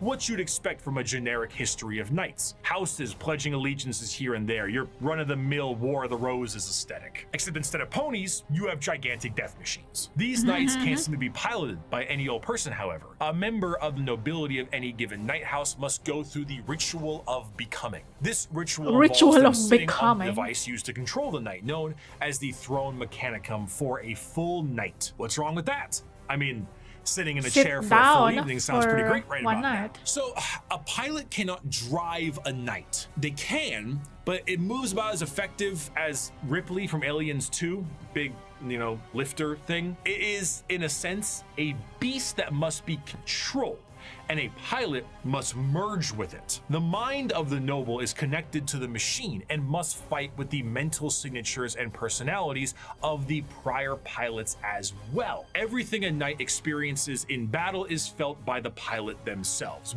You gotta synergize with the machine. Because it has spirits. You gotta appease the spirits of the machine and... Oh! It's like they vibe check you. The machine and all the souls that piloted this machine, they vibe check you if you're a right fit to be a pilot. That's what it means. That's what the ritual means. The ritual of becoming is a vibe check from dead people and from the machine itself. And if they find that your vibe is acceptable, the machine will move according to your desire? Question mark? Maybe it's not about the desire after all. I don't know. The general movement in the battlefield or damage sustained by the machine itself. If a knight's leg is blown off in battle, the pilot could experience a broken bone in the same spot. The merging to the machine forever changes the mentality of the noble that experiences it. This connection reinforces a strong degree of nobility and honor in the pilot, and a desire to fight for the glory of their house until the bitter end, as their ancestors' minds are linked directly to the knight. The size of these knights can vary, but generally speaking, they stand in the ballpark of 30 to 50 feet tall and are protected by a thick adamantium armor. Beyond that, they have their own unique ion shield generators that give them added protection, and when it comes to their looks, the most common pattern across the Imperium is the Questoris pattern, and is honestly the one you're probably thinking about right now. But there are also smaller versions like Armigers and bigger ones known as the Dominus. As for a loadout, these guys are essentially a violent Mr. Potato Head. Battle cannons, Gatling cannons, heavy flamers, thermal cannons, up close and personal, Heavy a flamer. gigantic chainsword, Yes. or a straight up gauntlet. And for that empty spot up top, screw it. More autocannons, maybe add some missiles. Whatever you can do to make it as over the top as possible, you gotta do it. A squire serves a knight serves a lord serves a baron, and a baron serves a monarch. So who does the monarch serve? He serves every subject, from the rudest serf to the members of the court. Chivalric fealty, when ideally practiced, is not a pyramid, but a circle. Ironically, Ooh, on the it's not a surface, pyramid, night it's a circle. worlds themselves are one of the least grim dark settings in the galaxy. Reverting to an ancient time with knights and peasants is almost an escapism from the techno hell of the modern Imperium. But this, of course, doesn't That's make true. it great for everyone. It sounds fun on paper to play a game of knights, but it's not so fun when you're the peasant of that world. For the knights themselves, the knights give their entire lives to the Throne Mechanicum, and their reality is not their own, as they have to hear the voices of thousands of generations of their ancestors controlling their actions and their lives for as long as they live. I mean, I feel like in this kind of universe, your life is not your own. If you exist in this universe, you don't really have an individual life. It's like you exist to serve a bigger purpose. A purpose that's way bigger than yourself. Like for the guards, right? They're just a speck in the ocean of other guards. And they're just there to hold the line. No one remembers them, but they gotta do it. And this one, he doesn't know who he is anymore because he's fused with his ancestor's mind and the machine's consciousness. Right? And then also, there's the thing with the elders from earlier. They have to follow the path in order to save the race. They cannot choose a different path because they're the older elders like, oh my god, kids these days, they don't follow the path anymore and we're doomed. You know what I mean? Kind of like that. I guess some of them could be rebellious as well. Who else did he talk about? The Space Marines. Well, everything they do is for a job. They're just doing this thing because it's a job for them. And the Primarchs, well, he didn't really talk much about the Primarchs in detail. Chaos Gods. Well, maybe the most free ones so far are the Chaos Gods. If you wanna be free, just be a god. Be a Chaos God. Maybe the demons are swimming around in the warp. They're the free ones as well. Drukhari are basically rebellious elder. Yeah, but they live in a little spot in the webway. They're hiding in there and they're like the most scaredy cats of them all because they're so scared to die. They just inflict pain on other people so they could appease the Slanusi. A little bit of a cleansing of their soul. But they're slaves to their fear. I guess some of them were also rebellious, like the ones with the dinosaurs and stuff. Who else did he talk about? Well, that's all I remember for now. Necrons. The Necrons as well. Wait, are they slaves to whatever the circumstances that they have? I mean, they want to rule the world. They want to rule the universe once again. But also, they don't have souls anymore.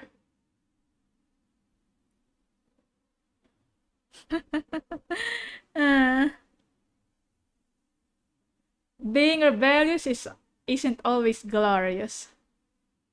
That's true. It depends on each individual what you consider as glorious. What I consider as glorious is eating good food. That's glorious.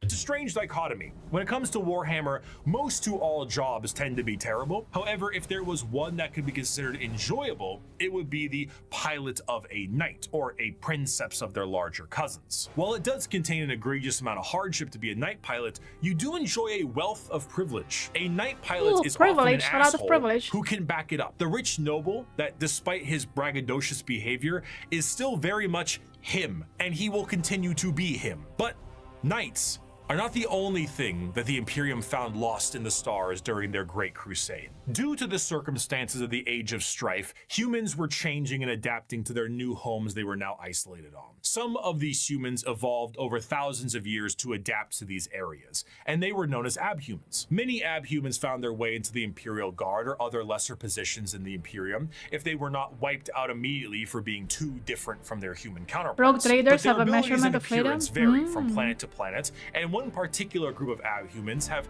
made quite a name for themselves in the center of the galaxy. The League of Botam.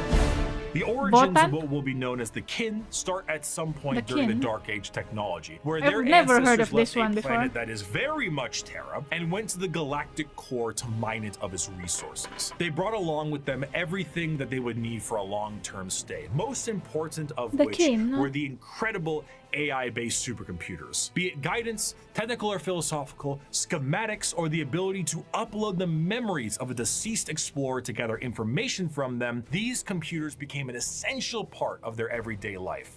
AI-based computers, that's heresy, holy shit. Oh no! We start with the heresy right away. Space Dwarf. Especially considering that the galactic core is one of the most inhospitable places in the galaxy. It is an exceptionally star-dense location, full of abnormalities, black holes, and sentient hostile nebula. Whatever that last part means, it is not a safe and easy place to make a living, and this only got worse thanks to the warp storms during the Age of Strife. They are very wide. In order to adapt to this area, these travelers perfected a genetic makeup that made their future clones to be more adept to the area. These future clones would be shorter and more robust than their ancestors, and the need to procreate would be unnecessary because why risk messing up a good employee when you can just make a new one? They do not procreate, they just clone themselves. I guess that makes sense. They just multiply by cloning themselves. Oh. That's interesting. Very interesting. I wonder if... Never mind. These would be known as the Squats, and they would all die, except for when they didn't. And now, they are known by a different name. Most void-faring races have at least one cautionary tale of foolish explorers vanishing amidst its blazing stellar nurseries and strange anomalies. Yet for the leagues of Votan, the galactic core has been home now for millennia. These squat humanoids would begin to establish themselves in the core, and their goals would be the same as their ancestors. Rock and stone! But like, actually kinda, yeah. Whenever one of them would die, they would know that that sucker would need to be uploaded to the machines like their forefathers did. But the original purpose of these machines was lost to time. What was once a technical resource for them turned into a ritual known as joining the ancestors. And the fact that they were clones at this point meant that the same copy of the same individual would be uploaded countlessly. The sheer overuse of these computers and the repeated uploading of redundant data has turned these once powerful supercomputers into your parents' computer after you installed LimeWire on it, and whose 50 Google Chrome tabs definitely contain information they will return to one day. So much corruption that these computers began to develop the makings of a personality of their own. These would be known as the Votan, and the Kin, this dwarf-like abhuman of humanity, would revere them. The Votan still operate to this day, but the volume of corruption have made anything outside of their very basic functions highly unpredictable. They may not answer a question for centuries at a time, and if they do provide an answer or data, it has become so corrupted and so incongruent that it takes a literal Kin wizard to comprehend it. The Kin, much like the dwarves of fantasy, exist nowadays as a mercantile species that constantly constantly work to mine and manufacture. However, their capitalistic desires are dangerous. The biggest crimes a kin can face are being lazy, unproductive, and breaking a contract. Stellar conflicts have broken out That's over relatable. hundreds of years due to the breaking of a deal. So if you signed a contract with a kin, you best stick to it. Because of this, the kin have been known to interact with other species in a fairly common manner. This includes humanity, who have met various members of the kin multiple times but constantly considered them to be all a different species. Famously, the Imperium noted that the kin they referred to as the Squats were their own species and were wiped out by the Tyranids. Little did they know, they were still around. The kin are accused. They thought they got wiped out by the Tyranids. You know why they didn't see them? Because they weren't looking down. It's like below their eye level. See, they got shorter. That's the joke. Humans thought they're extinct because they're not looking down.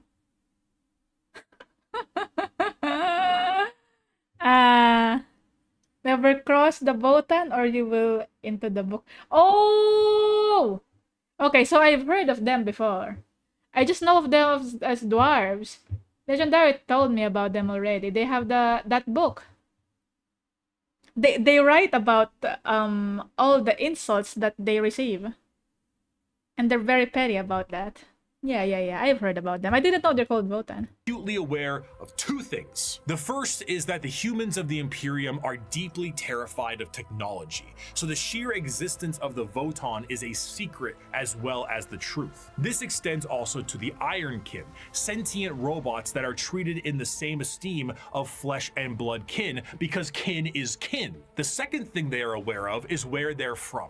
They are fairly confident that they are from Terra, and they know that if this secret was to be known by the Imperium, that the Imperium might want to take ownership of them and everything they've built. So the more alien they are, the better. Now, this sounds fine and good, right? What could possibly be wrong with these guys besides the hyper late stage space capitalism? Well, we have to go back to their creation. The kin are an entirely clone-based race made from the computers that are exceptionally difficult to recreate. These machines, the Votan, are becoming more and more unpredictable and derelict. If anything were to happen to these machines, it would be a twofold ending of the kin. Oh, they would be New kin extinct. cannot be reproduced, reducing their numbers, and the existing kin would have no further purpose because the end that awaits them would be non-existent. The horror of the kin civilization is that the entire purpose of their lives is to do the best they can at their duty and upload all they know to the Votan, their ancestor cores, join their ancestors. But doing so is actually the thing that is killing these supercomputers in the first place. The ancestors were It's a dead, paradox. but through the first truths, their legacy continued. And though their eyes had shut long ago, indeed the ancestors were watching, not with a gaze from eons gone, but with the eyes of every living kin. Each generation was the embodiment of the ancestors cast anew by the Votan. The galaxy changed. Stars died, planets were destroyed, and civilizations fell. But as long as the Votan endured, the ancestors still lived. I do want to end this last bit with an enjoyable quote from one Kim. kinda As you may sad. have assumed, the Leagues of Votan are space dwarves with a corporate sci-fi motif, but they are still very much dwarves. They're squat, they're strong as hell, and they hold serious grudges. This time it's just more about your contracts than anything else. And so because grudges. of this, The Book they of might Grudges. treat most things about how you would expect a capitalistic dwarf would treat things. You misunderstand, human. I am not here to debate. I am not here to compromise. What you see as yours, I am taking for my kindred. You want to bargain? Torek, unholster our means of negotiation. Oh no. As the Great Crusade Unholster our continued, means of humanity would negotiation. find their missing Primarchs, reestablish the locations of all of their various worlds, and finally reclaim what the Emperor was always hoping for. But eventually, all the Emperor sought to build would be his undoing. His original attempt to have all of the Primarchs lead his great armies and usher humanity into the better ages would end up crumbling down. And we will learn about how the what a Imperium sad backslides and the horror of the modern day of 40k. Wait, it's not over yet. There's part gonna be a part 2. I will Never see mind. you very soon. I you got so much sad for for a watching. moment, but there's still more. That's beautiful, beautiful. Oh, what a long video. That's a In the beautiful. com- Oh my god. Oops, I restarted it. What a beautiful video. The editing for this one definitely is amazing. He's more chill than the first video, as I mentioned before. But the editing, holy shit, the animated illustrations as well, I love it. And the way he explains things is he uses words that I understand, let's just say. He uses language that I understand, even though I am not familiar with a lot of like things that goes on in Warhammer.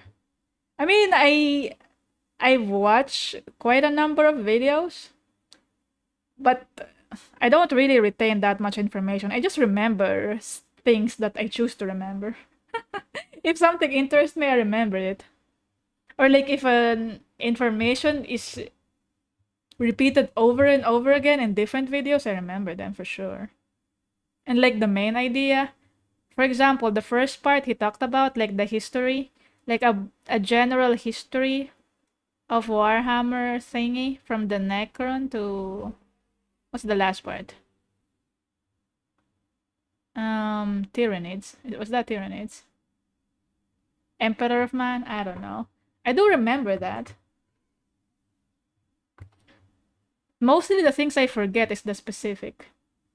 Or like the names of stuff. But this is a really good video. Holy shit. I love it. Can't wait for a part 2. It's beautiful!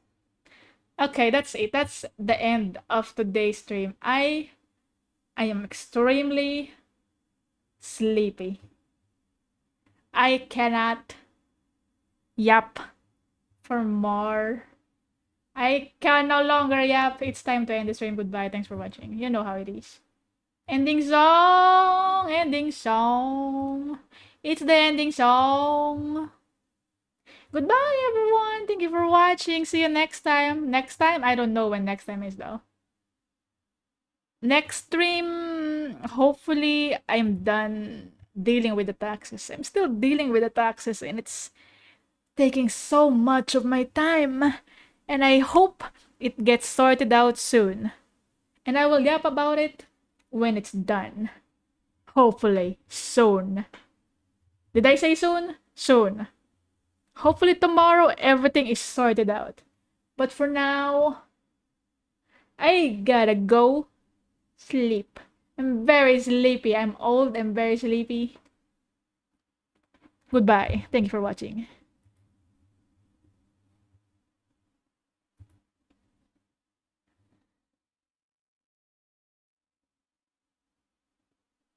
Ending song! Ending song! Ending song! Ending song! Goodbye, everyone! I appreciate you dropping by my stream today. Good night, good morning, good afternoon. Bye-bye. Bye-bye. Bye-bye, bye-bye, bye. Bye-bye.